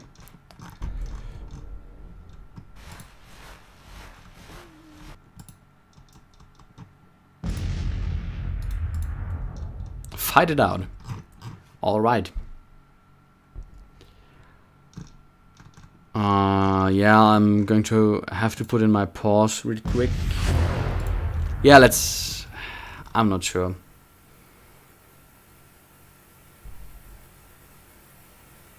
I mean, there's literally nothing happening.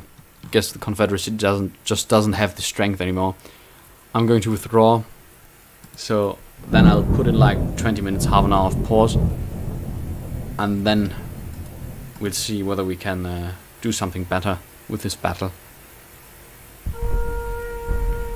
Okay. 16,500 troops. Yeah, that's about accurate. 18,000 is our guess, which is of course not 100% accurate. Yeah, they weren't close to the end. I was pretty close to the end, to be honest.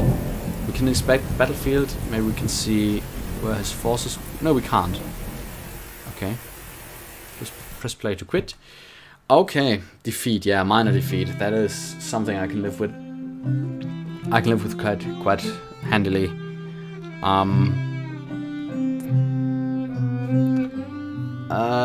Given that my army of the southwest will probably retreat. Yeah, it's just a really minor drop. Colonel Ruggles, not sure who that is. Probably one of our brigade commanders. Colonel Vandiver has fallen to disgrace. Colonel usually should be a brigade commander. And I really hope the game doesn't crash now, which it appears to be doing. Please don't.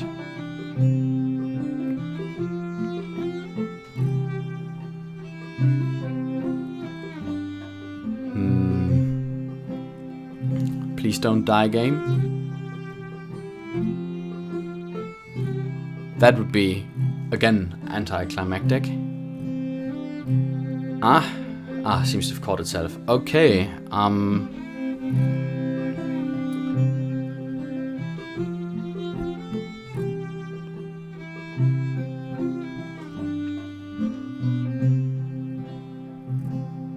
yeah. The problem is you can't really save the game. You only have like one save game. And if there's a crash, usually your save game gets corrupted and you can't continue. So that's a shame. Retreating in good order. Commanders against a glorious tactical victory, whipping the enemy before withdrawing to fight another day. Well, General Curtis, you really know how to frame things.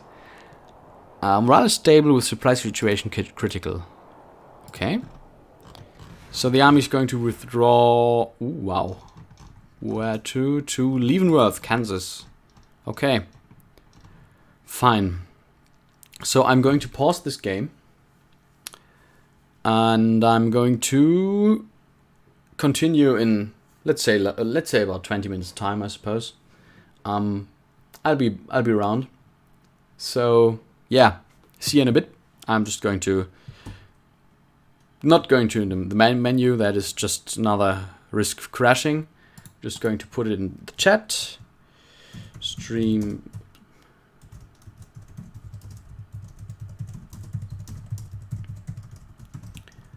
And yeah, I'll be back soon. See ya.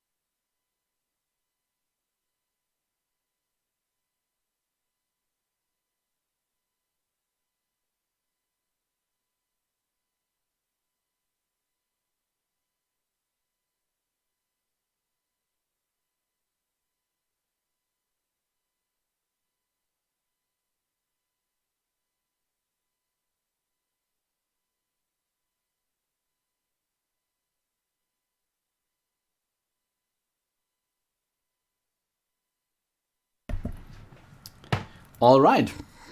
So, in case anyone's still here, hardly anyone apparently. Here we go again.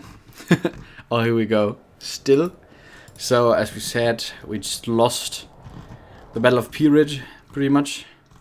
Oh. Although we inflicted extremely heavy casualties on the army of the west, with our army of the southwest, which is retreating in good order, having suffered 2,500 casualties. So no big reason to complain, or not too many worries over here. Okay, the entire army of East Tennessee and so on and so forth are marching over to Virginia, so we will be having quite a lot of forces over here shortly. So, 4th Corps marching for Jackson's Corps. Okay.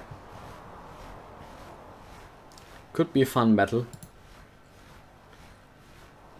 Let's give them ambulance corps, so they are going to replenish their casualties faster, especially their wounded.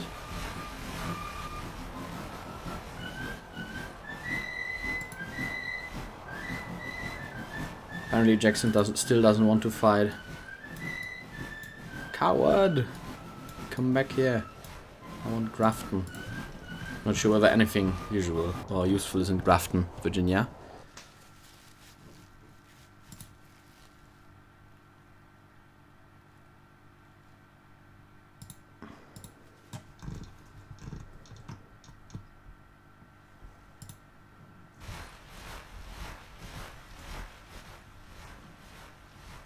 My army's still not engaging. Jones's army. Who's Jones's army? 300 men, 21 guns, so pretty much an artillery battalion. Hopefully getting supported by Jackson's Corps, so I don't just have to push on an artillery battery and defeat it. And the game crashed. Yeah, so you know what? Concerning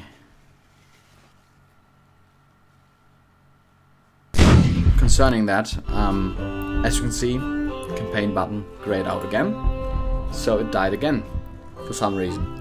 I really don't know why. I'm rather confident that we will have some semblance of stability rather quickly. No, I feel the same, Mr. No Name. So I am hoping that we will be able to play a battle, maybe one that doesn't take too long. Maybe the real Battle of Pea Ridge, although maybe not advisable. 16,500, you were right. Yeah, that will be fixed soon. I'm pretty confident that the developer will manage. In case of the first Manassas battle, quite a mess. Not going to do that. Chancellor's will, maybe even more of a mess.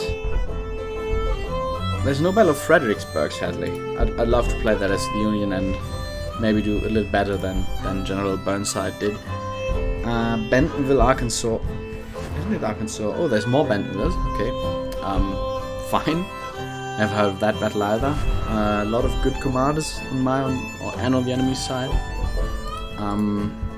Maybe going for the Antietam.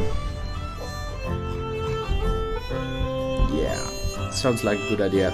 Playing as the Union. Yeah, Union strategic victory. Sounds like something we can achieve. AI historical, AI dynamic. I think dynamic AI is better. So yeah, let's go for it. Antietam.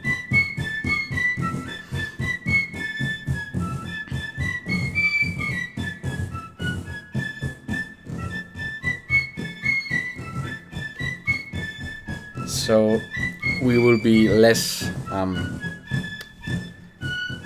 or we will be more active than McClellan was, and hopefully, like, yeah, absolutely a nasty battle, and it could have ended the war if McClellan had been a little more daring and would have decided or had decided to assault with his reserve. I think it was Hooker's. No, not Hooker, but yeah, the highest one-day casualty numbers, I guess, in American history, if I'm not mistaken. Okay, the enemy yesterday held a position just in front of Sharpsburg. When our troops arrived in sufficient force, it was too late to in the day to attack. This morning, a heavy forecast thus far prevented us doing more than to ascertain some of the enemy are still there. Do not know what in force. Do not know in what force. Sorry, we'll attack as soon as the situation of enemies developed. GEO. George B. McClellan. Sorry, I thought it was a rank. Okay. One thing I want to show you, in case you didn't know, which is a really great feature in my eyes. It changed with the last patch. We have turned off feuds for some reason, which I don't know, because I love the feuds. If the commanders are feuding, it's a great idea. Where is it? Historical fonts. Oh, no. I didn't want to do that. So, in that case, you can see that it's historical fonts. Hard time reading it sometimes. Although most tooltips and stuff have the option that you just put it on there and not lose and you get like a translation into more modern letters. Okay, so we are quite superior in numbers. It's really early in the morning, and we have, what's that over here? It's this is Hooker's division. So Hooker was wounded in the fighting and then didn't really continue. So this is Mansfield's division. Mansfield actually was terribly old when joining the battle, and he behaved quite well actually, but then he was mortally wounded and died the same day, I think. Was shot in the stomach, grievous wound. So this is another corps here under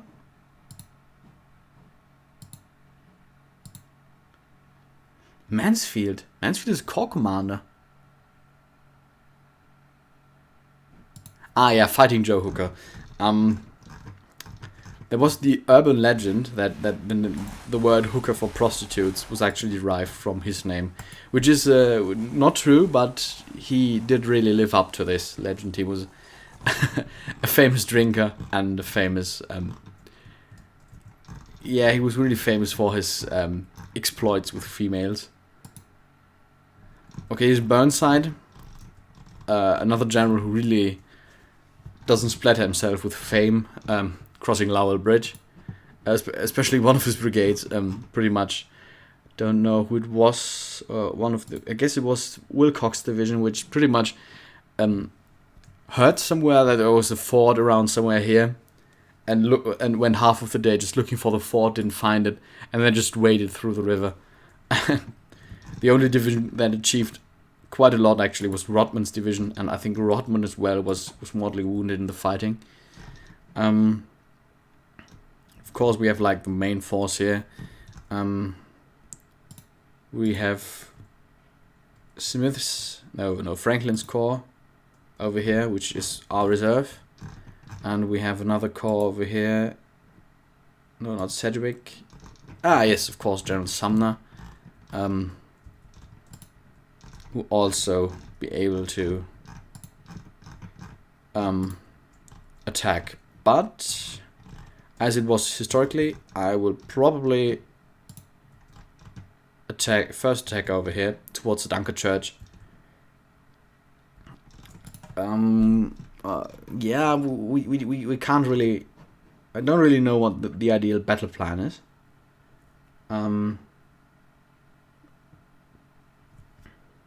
Exactly. I heard about that Fighting Joe Hooker thing. That it was actually a mistake, that he didn't like it. One more reason to call him that, actually. No.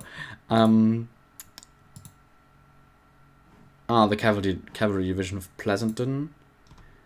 Okay, the second corps is going to, funneling an entire corps over a ford and a bridge, not a great idea. Will still need to be done. Advance over there. So we have Mansfield's 12th Corps, which will advance to the Miller House. And we will advance Hooker offensively just towards Nicodemus Hill. So we'll open the battle on this flank and then hope Lee shifts a lot of his forces over so we can pass through Antietam Creek into Sharpsburg and attack them from all sides. We have a strong reserve. We have more than double their number. Shouldn't be too hard. Actually, if we are using these forces accordingly.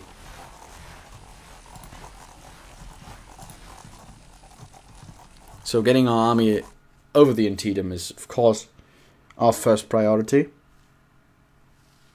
which we will hopefully be able to do quickly and without too many casualties or too much resistance.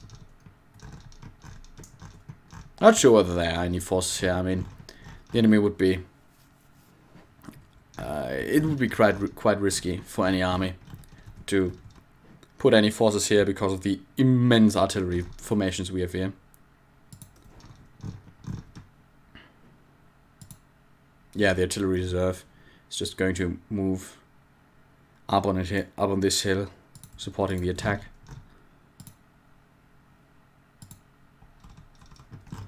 Porter's Corps, yeah. Maybe we should march that onto here, make it ready. And as soon as they start to engage Sedgwick's division over here,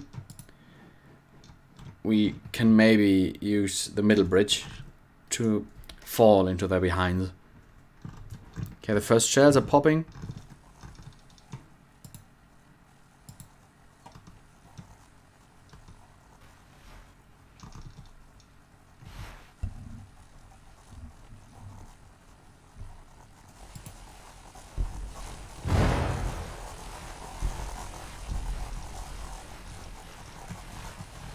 That's the enemy. We are facing... Can't remember who's in command here. Ewell's division. Ah, yes, so General Ewell. Okay. We'll take Sedgwick's 2nd Division. Advance it onto here.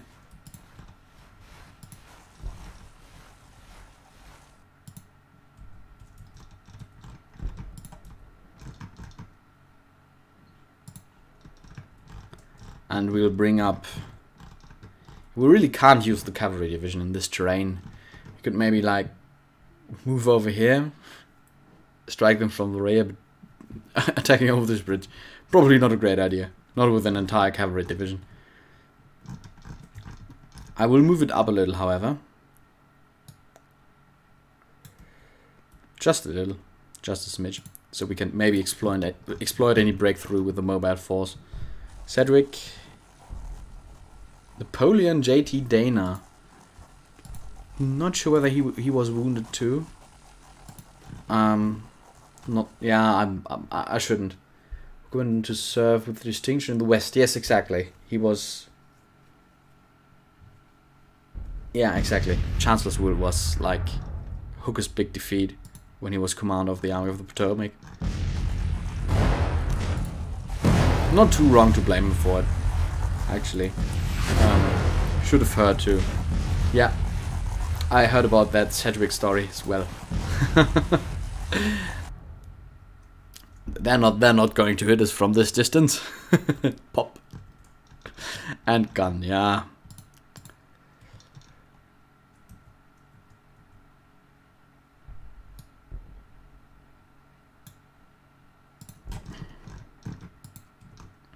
Okay, so Mansfield will move in.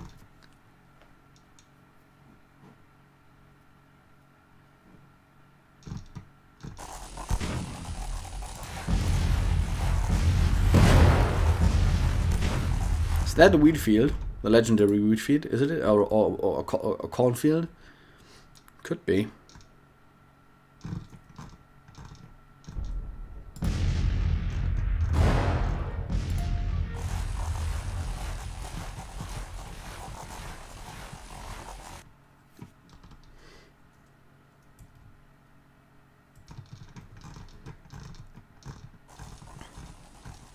If anyone of you thinks I'm making a grave mistake, you are obviously invited to tell me.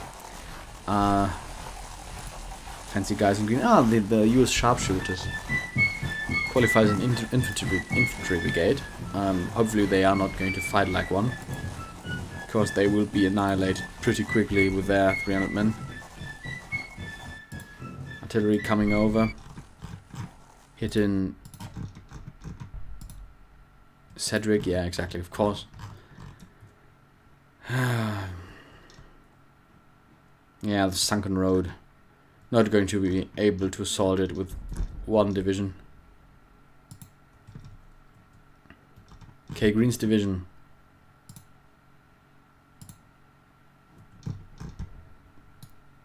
Make contact.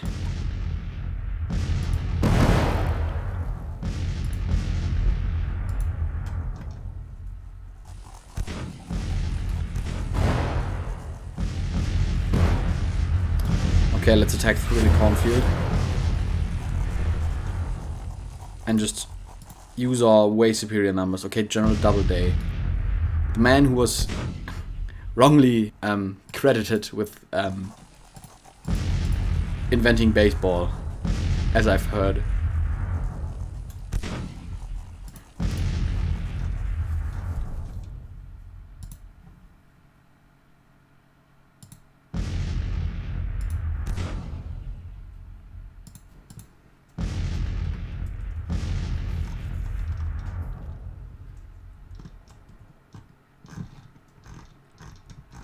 A lot of chaos over here.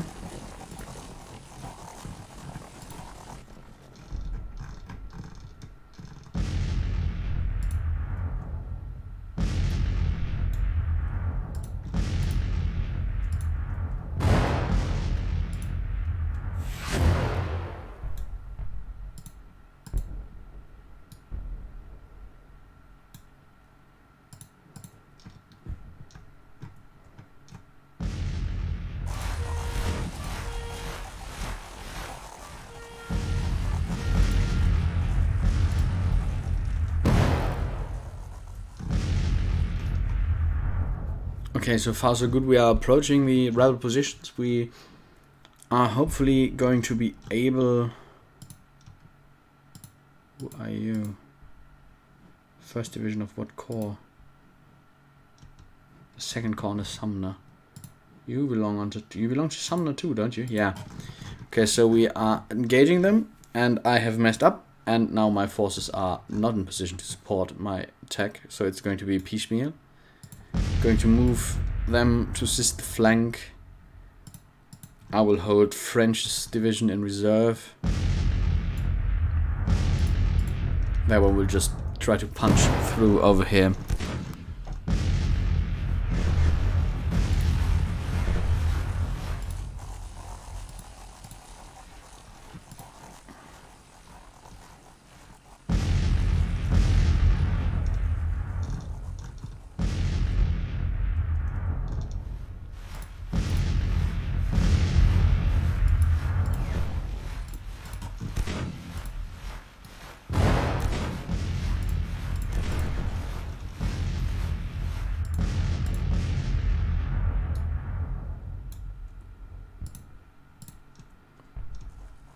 Why don't you cross and attack? Yeah, I mean it's suicide order. I know. For God and country, come on. For the Union.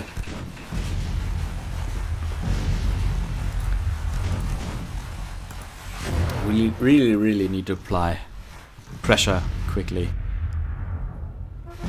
Jubal early. And Lawton defending. Hay defending. Where is the division I'm most afraid of? Yeah, Texas Brigade. I think that's Hood's boys, which is probably the best unit on the field. Not looking forward to their counterattack. Yeah, this is probably going. So if they manage to sorry, I plugged out my microphone really quickly. If they manage to wait, I'm going to check whether it's still recording.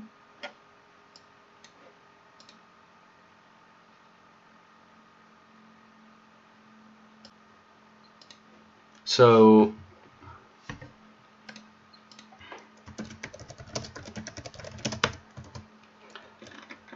if they really manage to polish it, which I'm convinced they will, this game is going to be a masterpiece, an absolute masterpiece.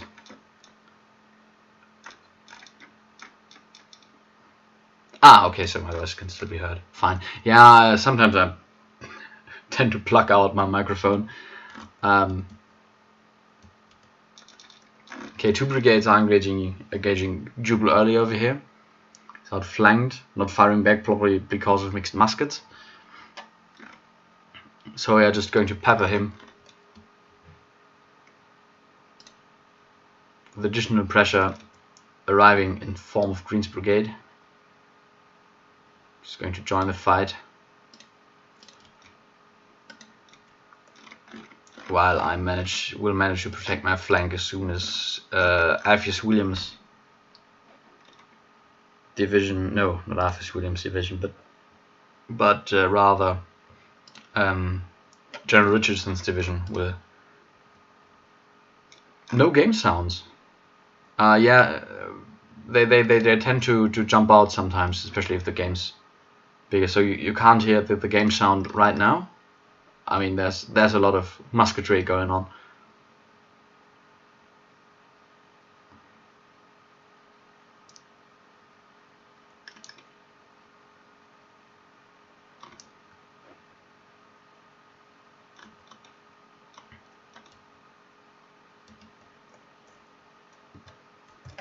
Okay, one quick check whether the options are still. No, there are no sounds. That's not good.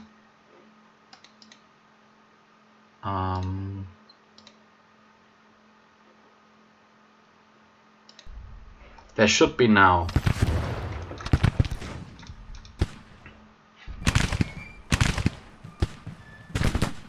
Yeah, it messed up some of my settings.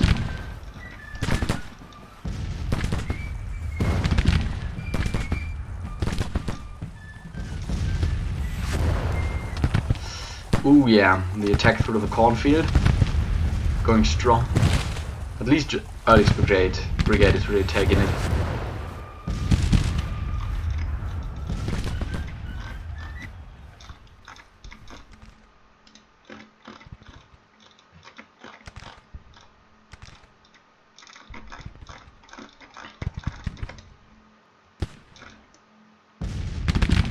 Maybe I should really put down the graphics a little. Maybe it helps.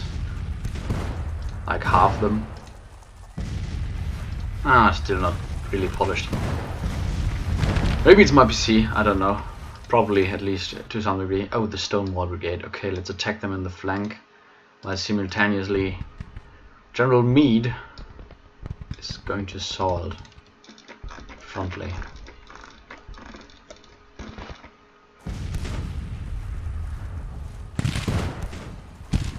Okay, Early's withdrawing. Let's keep up the pressure.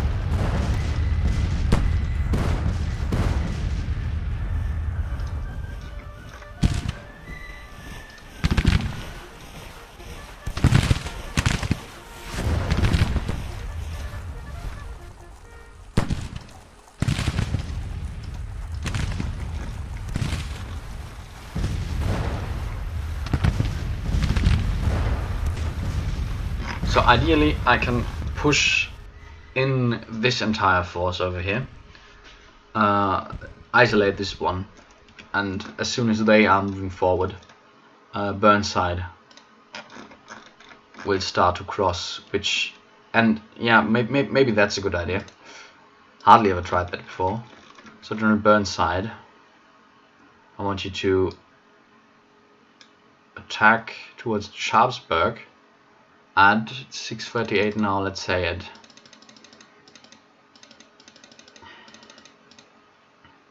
at 9:30, so in about a little less than 3 hours. I want you to start your attack on Sharpsburg.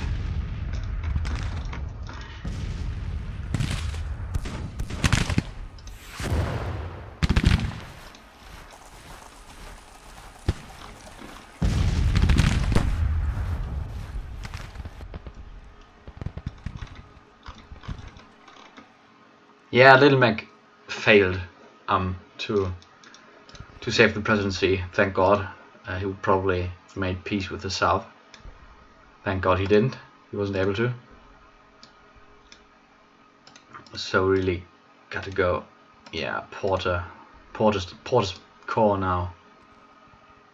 It's Porter's artillery reserve. Okay, good. We still have the cavalry under Pleasanton.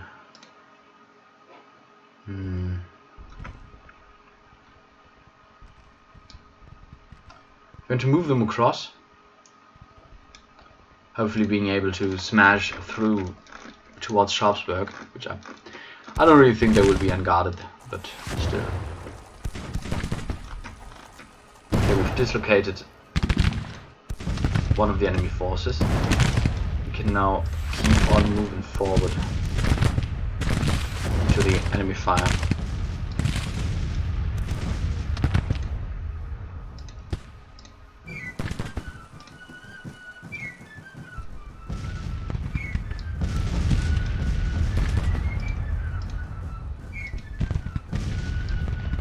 Light batteries moving forward. Over here, oh god, the lag. Yeah, sorry, it's lagging a little.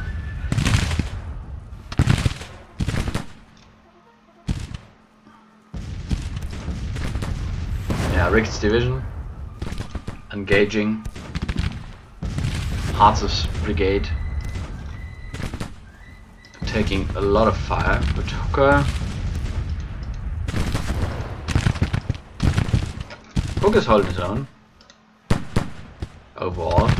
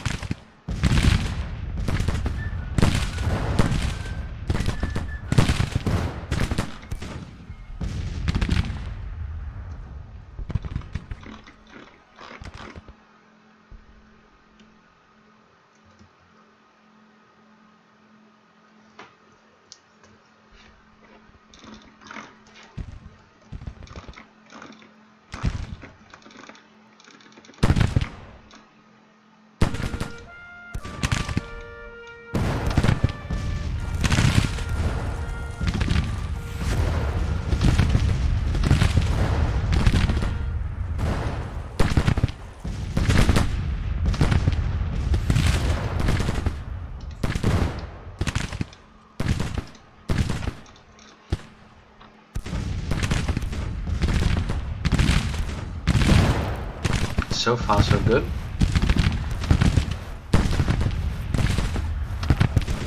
Yeah, thank you very much for watching, and have a good day. Enjoy work as far as it's possible. Sorry I didn't read that earlier. I was kind of concentrating and thinking how this is going to turn out. Okay, Pleasanton is moving. Oh god, thank god the enemy is not shelling the bridge. That would be quite the massacre actually.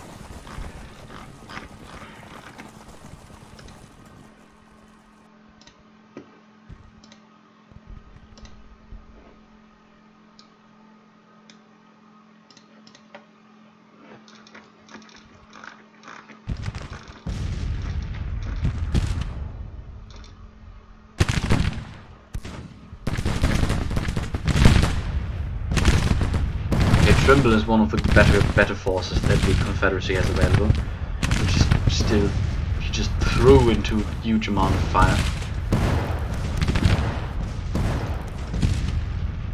But Ricketts really has to make some kind of progress. Just assault.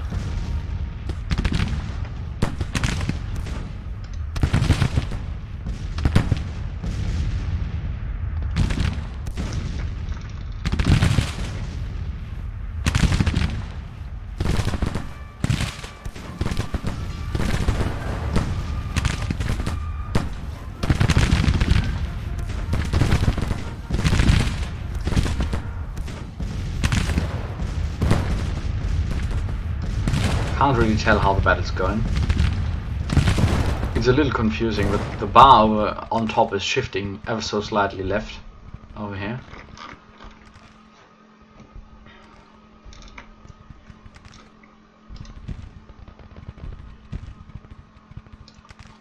Okay, so Richardson is going to try and attack them frontally, while I will move in Morrell's division to attack their flank.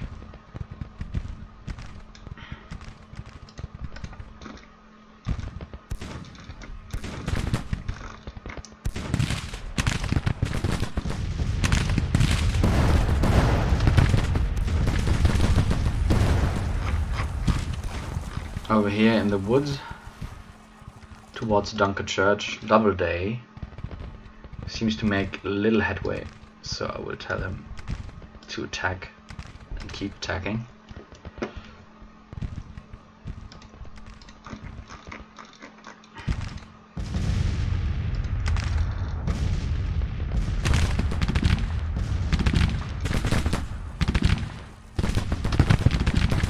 I do believe we're driving them over the cornfield,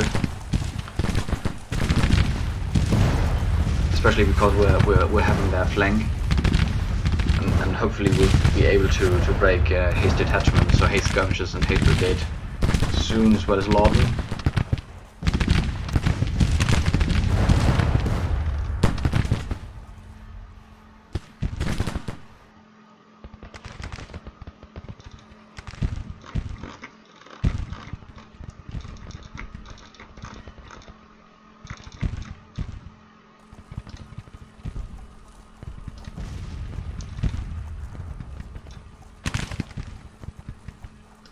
Okay, so cavalry division is not being able to start much over here.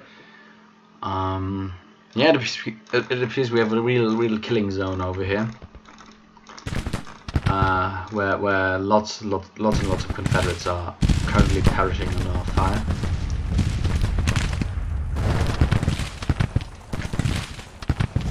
And we might as well be able to drive them back, says the man who doesn't have any reinforcements to use this or to exploit this.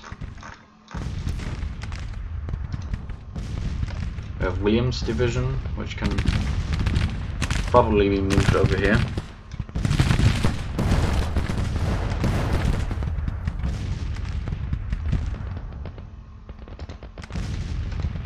And then French.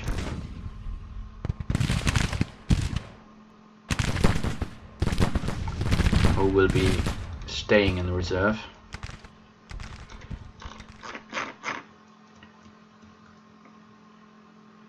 Burnside's still far from attacking. We're going to increase speed a little.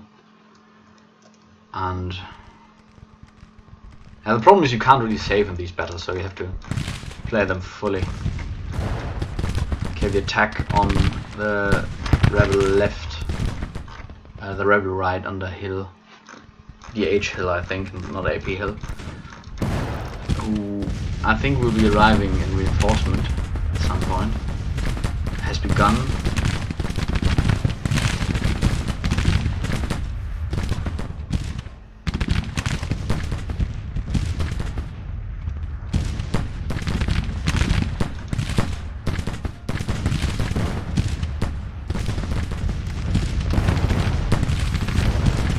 Okay, so apparently Ricketts has failed, which is okay.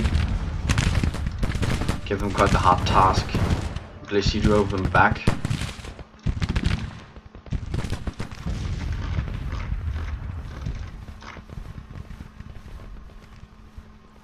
This area over here seems the point where we can smash through and divide them, and then destroy the forces around Dunker Church first.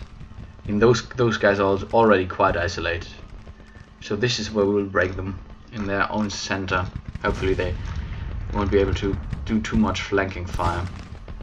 So I will have to bring up my reserves. French's division. And the division of... forgot. Yes, Williams.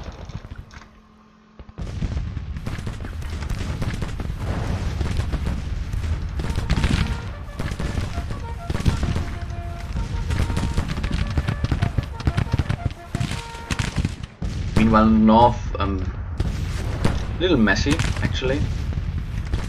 The Stonewall Brigade doing what it can do best, holding as an elite force, or being fired upon by artillery, and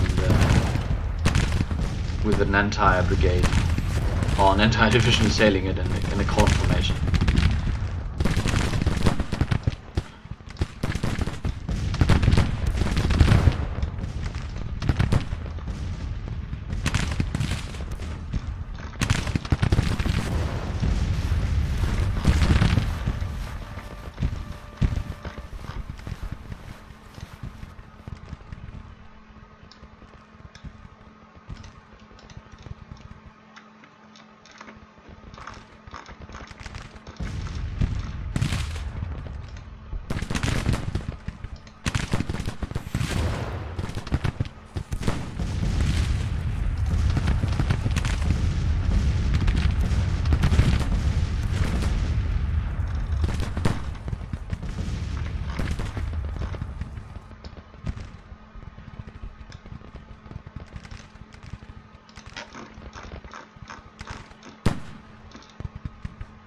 Apparently Barnes's brigade doesn't have too much interest in keeping the fight up.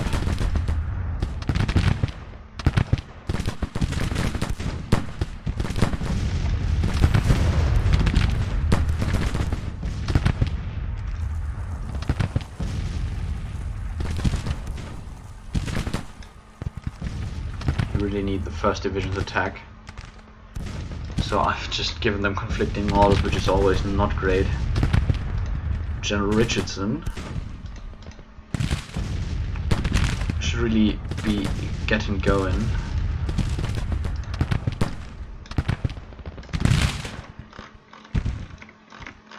And I will probably and hopefully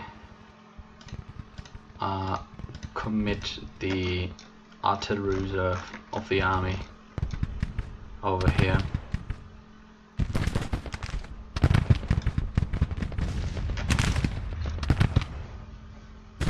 Okay, the Stonewall Brigade is outflanked, taking extremely heavy casualties.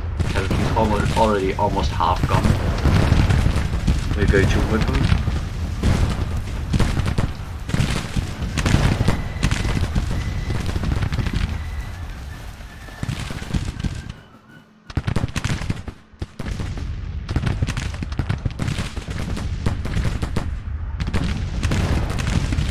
Come on, Green, keep going.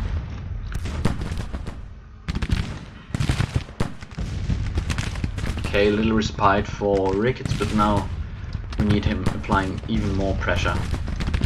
Just going for the kill, really. I think we have broken the Iron Brigade, but this little wood here will be a hornet's nest, and we really have to break them in the center.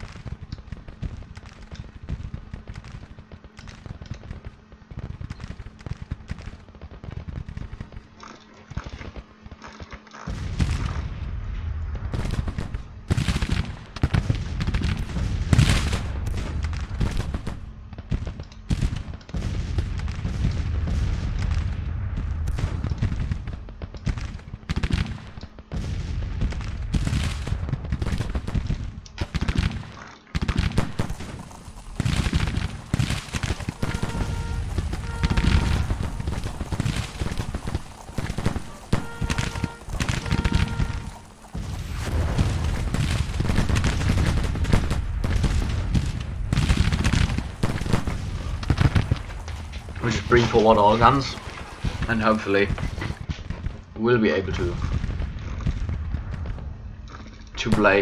break the center, splitting their forces in two.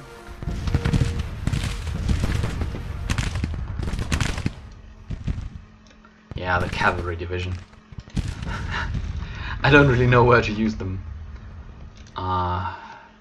Okay, what's happening here? There's a division of infantry standing there. Okay, let them.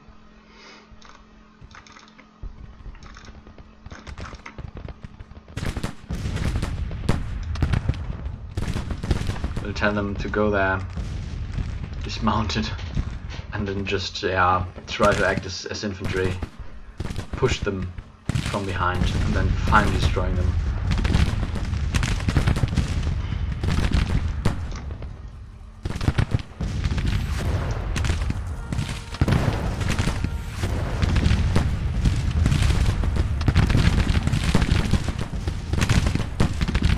One of Doubleday's brigades broke after losing more than half their men. Melee somewhere?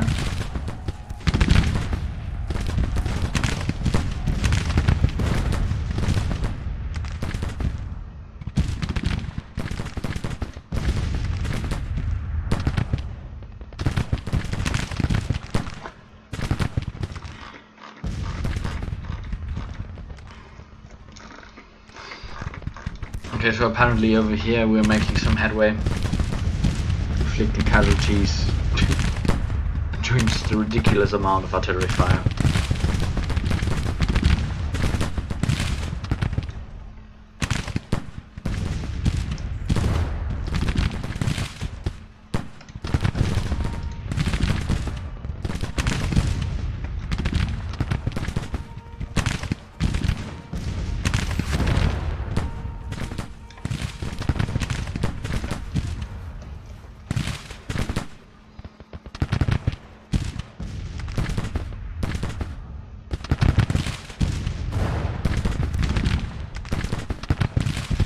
I already see how our attack is losing steam in the middle.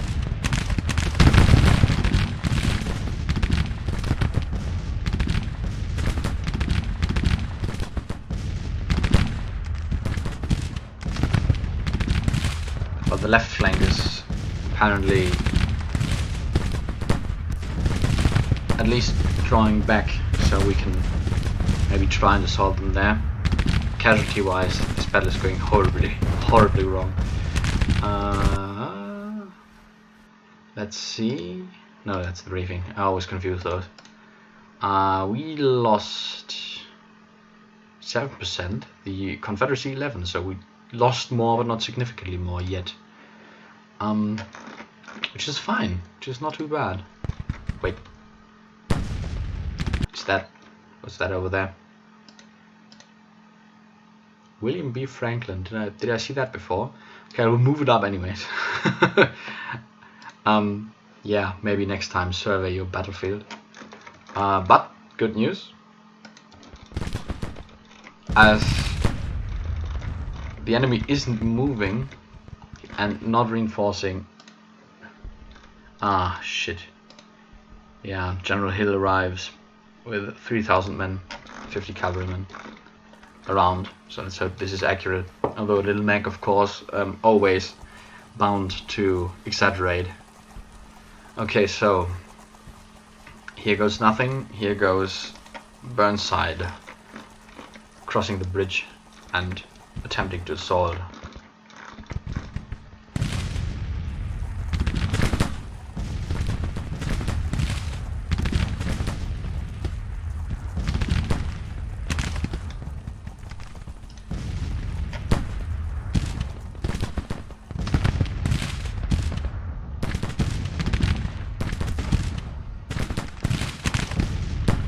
I know I'm probably wrong, but I can't help to feel that we're not doing that bad. Pretty much just pushing in on their force with terrible casualties, of course, not being a reason to stop. Just assault them already. Can break the left flank, not the center, that we can at least push them aside and move into Sharpsburg. And then we can capture Sharpsburg, and I think that will win us the battle quite handily.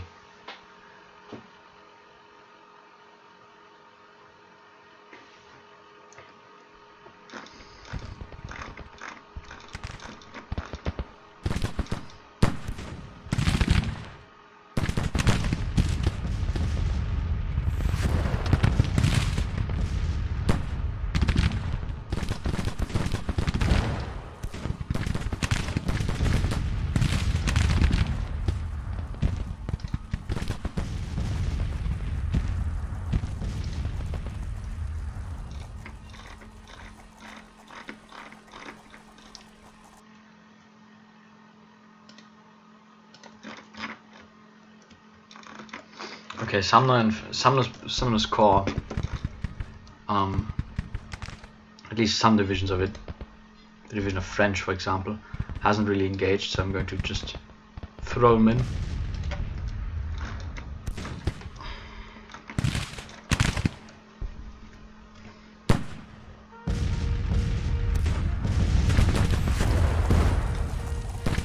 I think the left flank is going to collapse.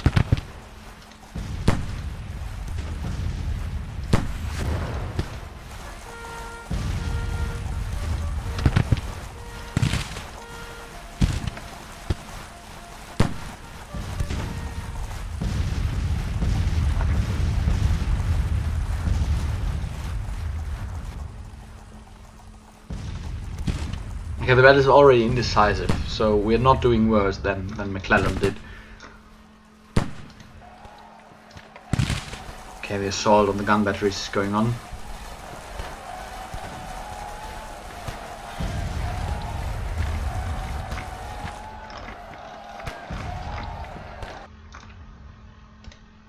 And with that flank, yeah, pretty much withdrawn, we can start assisting Burnside's developing push on Sharpsburg. Yeah, nice. We drove them away from the sunken road, which was one of the places the Union couldn't crack, and for some reason is not a victory point. Yeah, we broke the gun batteries. Now they will have no chance of holding this whatsoever.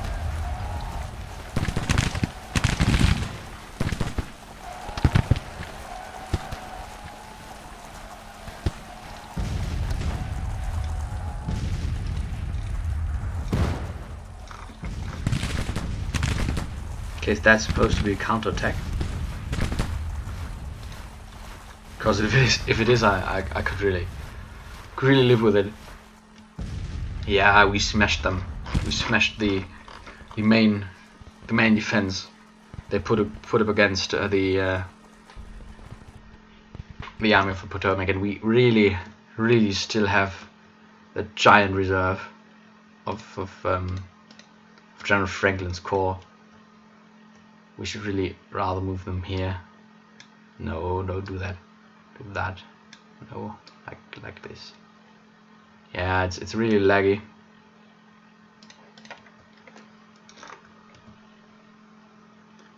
Don't know what's all going on here, but I think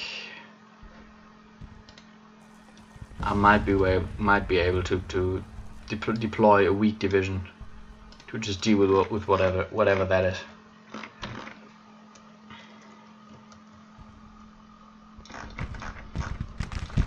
Meanwhile, at the sunken road,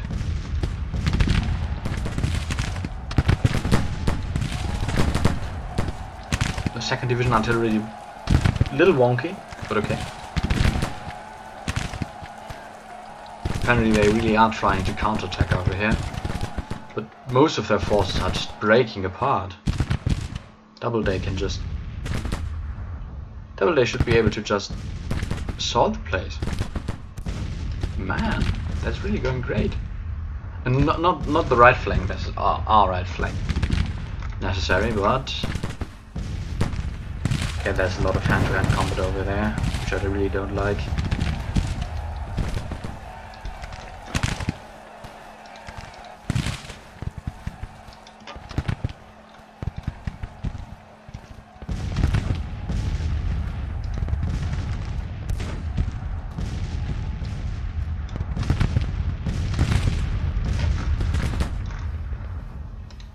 Okay, Burnside 1st Brigade, the brigade of Colonel Benjamin J. Christ, is attacking the enemy positions at Sharpsburg, which are really shabby.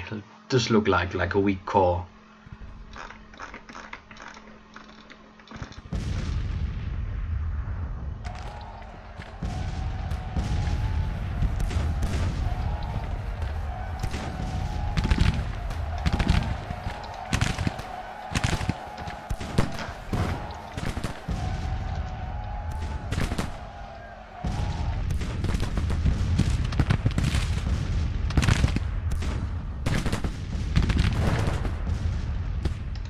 Alright, here's French. Here's French winning the day. Punishing the last remaining rebels.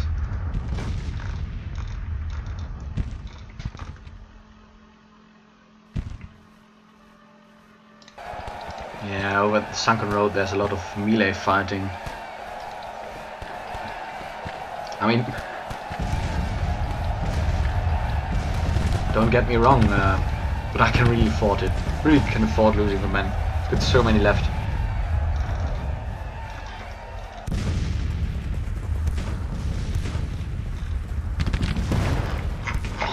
Look at the amount of reps just going away, just dissolving and fleeing.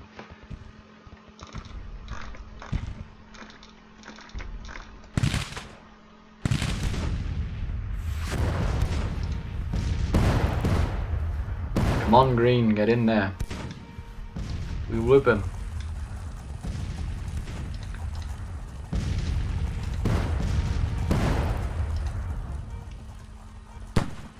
Williams as well.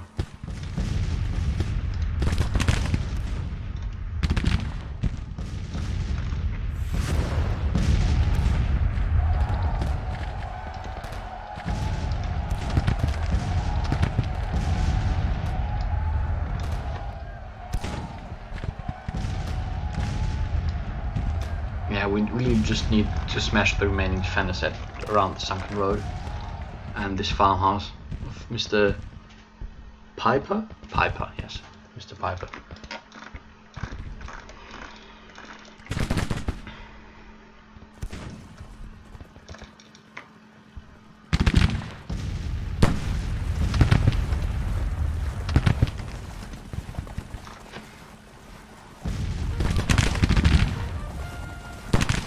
Yeah, the cavalry smashing in.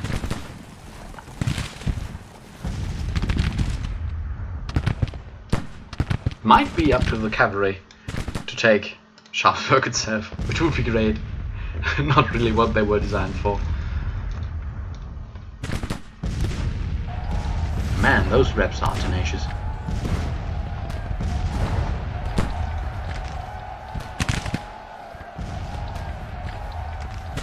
Yeah, look at the huddle of rebels sitting over here. Yeah, here they go. Yeah, they're just dissolving. They're dissolved. The only core staffs left. So what I will do is I will tell the 1st Division to pretty much just push alongside the regular push on the town, assist support, and then meets shilling back here. Yeah, well, let him.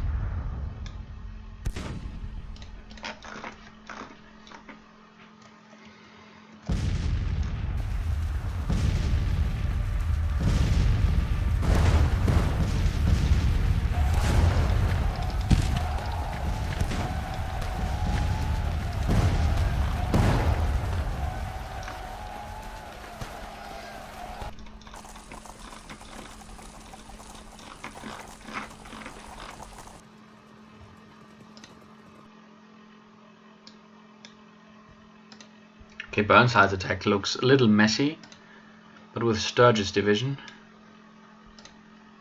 and yeah, the Kanawaha obviously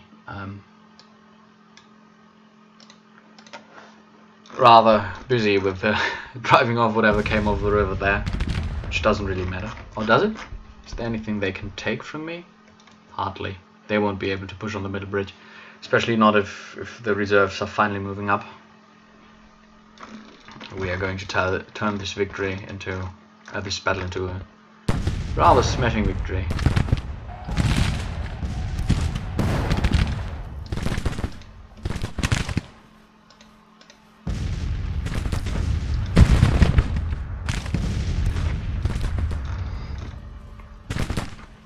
Okay, the cavalry division has brought its massive 32 gun battery with ordnance rifles forward. Probably just going to shatter anything that is. Yeah, Sharpsburg is touched, so we actually are in the town, which is one of our only goals after the Harper's Ferry Road, which is not our business yet. We are first going to smash aside anything that is in our way over here, and afterwards we can still go for any objectives we might or might not have.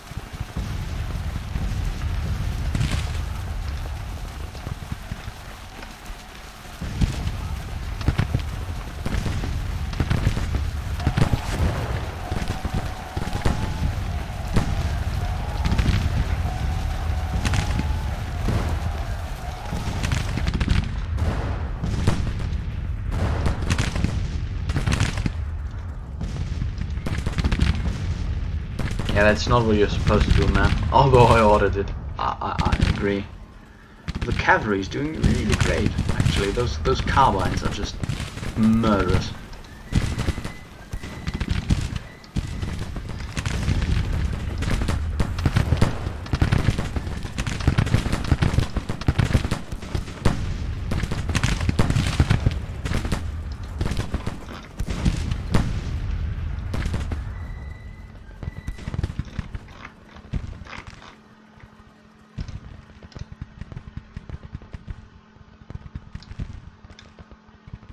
There's Longstreet and his staff going for a nice little run.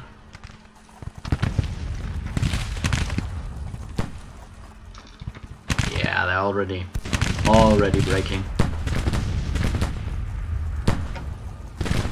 I think it's safe to assume that Sharpsburg is ours.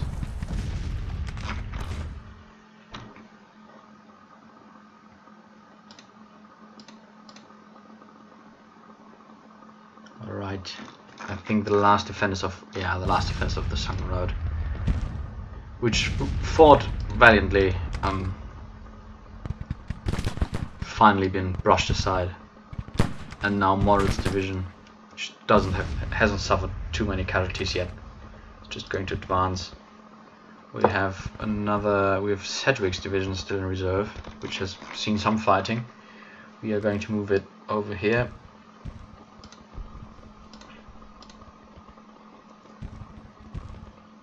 We're just going to move at Porter's entire corps over here.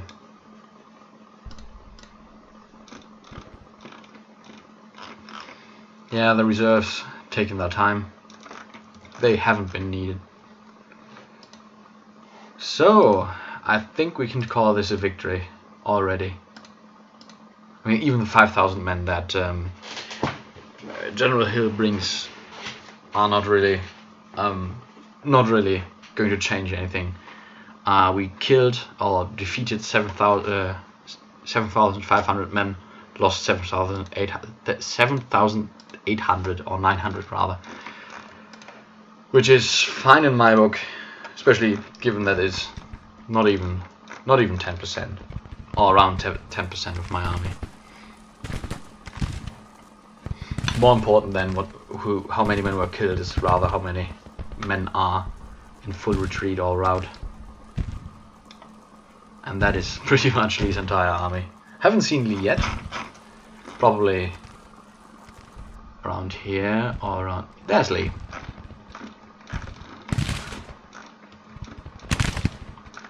Yeah. Go on, bug off. And there are the great men of Harlan's brigade, not having suffered a single casualty yet, engaging whatever hangs around with Lee. Artillery firing. Minor victory. I consider this the final victory of the war, actually. I mean, if you follow the argument of Keegan, for example, or Bruce Catton, like, you know, the two books I read at the moment, at least, they are pretty certain that the release with the last ditch effort. So I think the lines of Lee and of Lee's army were still around Dunkerchurch and the Sunken Road.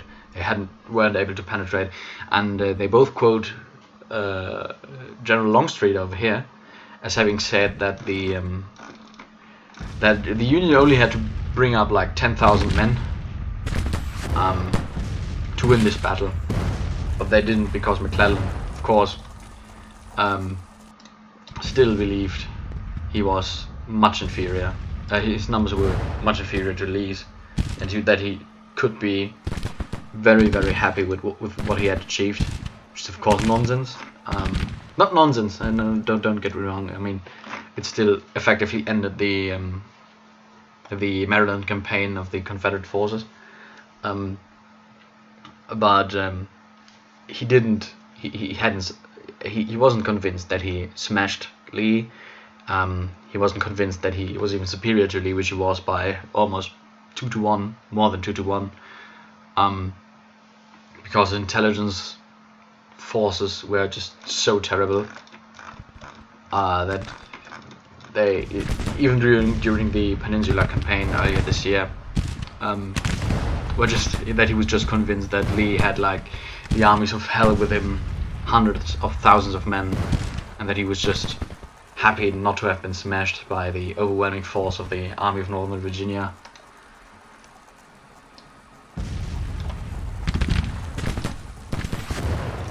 Yeah, so McClellan, if he had used his reserves effectively, would have probably ended the war that day, smashing the entire army of northeastern Virginia in such a great terrain. I mean, it's not really easy to get out of here, really. If the army is pushed towards the Potomac, it will inevitably cluster up at the crossing locations where you can easily take out anyone, and that way Richmond probably wouldn't have been held. Yeah. But yeah, some say that McClellan that day prolonged the war by 3.5 years. It would still be 3 Appomattox. I don't remember the date of Appomattox actually. We actually still have to take the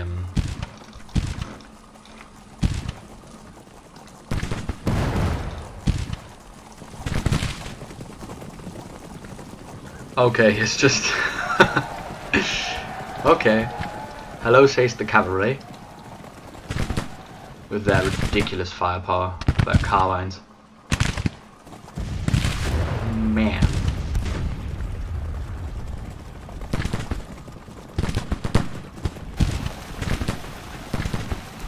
There goes the last organized resistance. Well, except for whatever is this mess over here. A lot of cavalry. Hampton's brigade of Stuart. Jeff Stuart. Going for the best flanking maneuver in the history of warfare. Yeah, Pleasanton should just push on. Yeah, let's send Wilcox, and we'll deal with those damn Raps. Yeah, major victory. We've taken the field completely. Let's send like Morell's division to just guard Antietam, Sharpsburg, I mean. Put poor old Richardson, I think who died as well.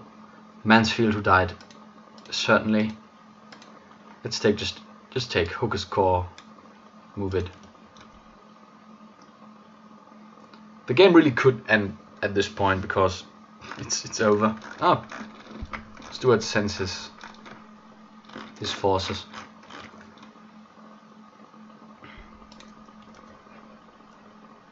Yeah, they're all withdrawing. Camper, Rice. Whereas Doubleday is apparently one artillery commander. Harper's Ferry Road is taken finally. So we'll just send our forces over to the... No, maybe not Rodman. Rodman is... Wilcox is already moving. Who are you? Reserves. General Smith. Here you go. Go get him. General Slocum's division. Going to smash. Is this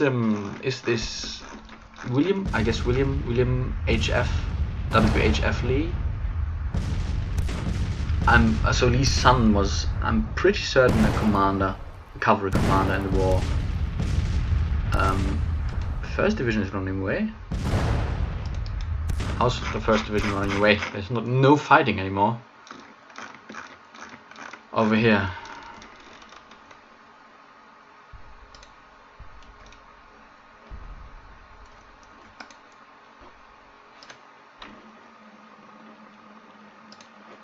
So, casualties. Actually, we killed more Confederates. Or, yeah, we killed, wounded, and, of course, captured more Confederates.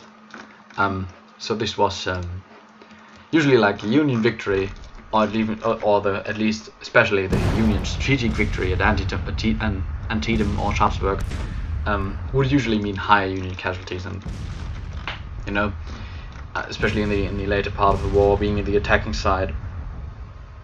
In most of the battles against fairly modern firearms, of course, that would of course not be good. Okay, so let's just go for leaves behind.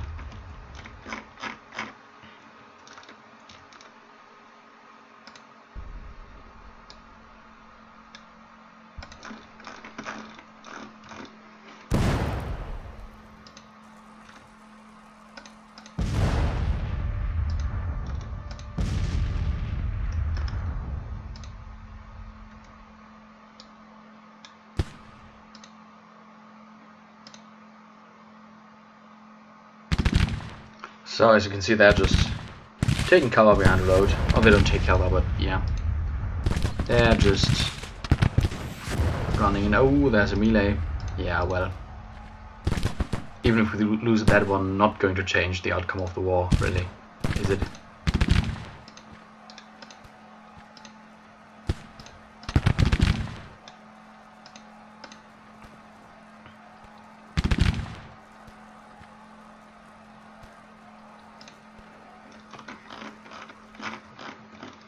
So, in my mind, the war or the battle could really be over.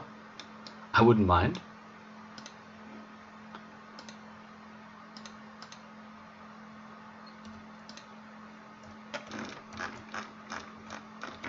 Yeah, here, the heroes of crossing the cornfield, I think. Should be those guys. No, it's not Sedgwick, it's I don't remember. Where are the New York boys? I've seen like a New York Zouave brigade. Yeah, those guys. Should have really figured that colored uniforms, maybe not the greatest idea, fighting this war. But yeah, well, at least it looked fancy, rather. Okay, Rodman, no. You said you were whipped, but apparently you weren't.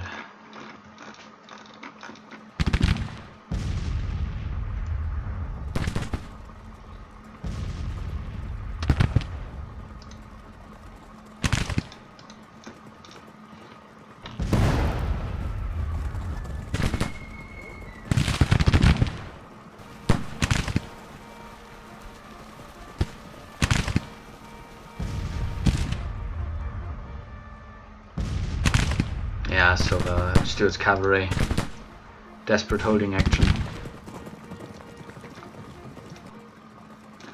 2 cavalry brigades engaged.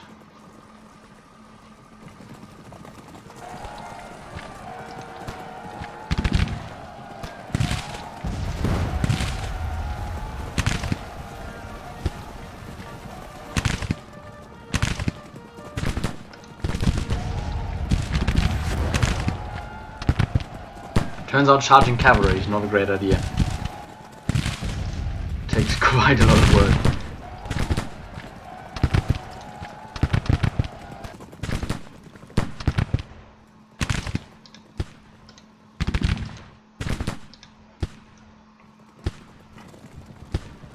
Come on, I want to destroy all available enemy forces before nightfall.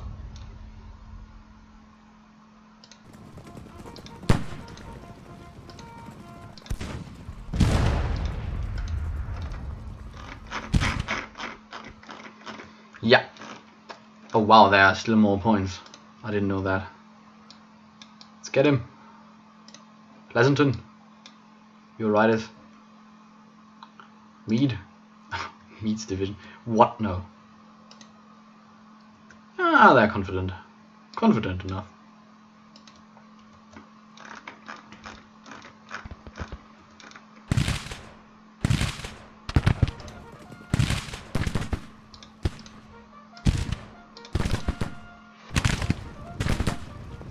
Okay. So I'm just waiting for either the day's over, and I'm pretty sure that Lee will retreat overnight,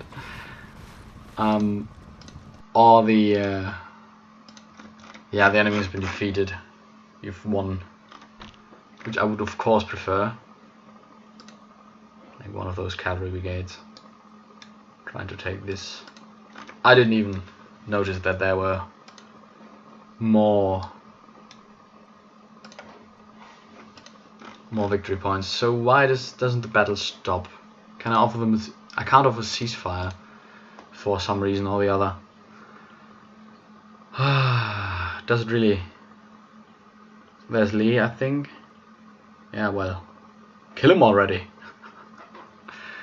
Sorry, not a great sportsman here.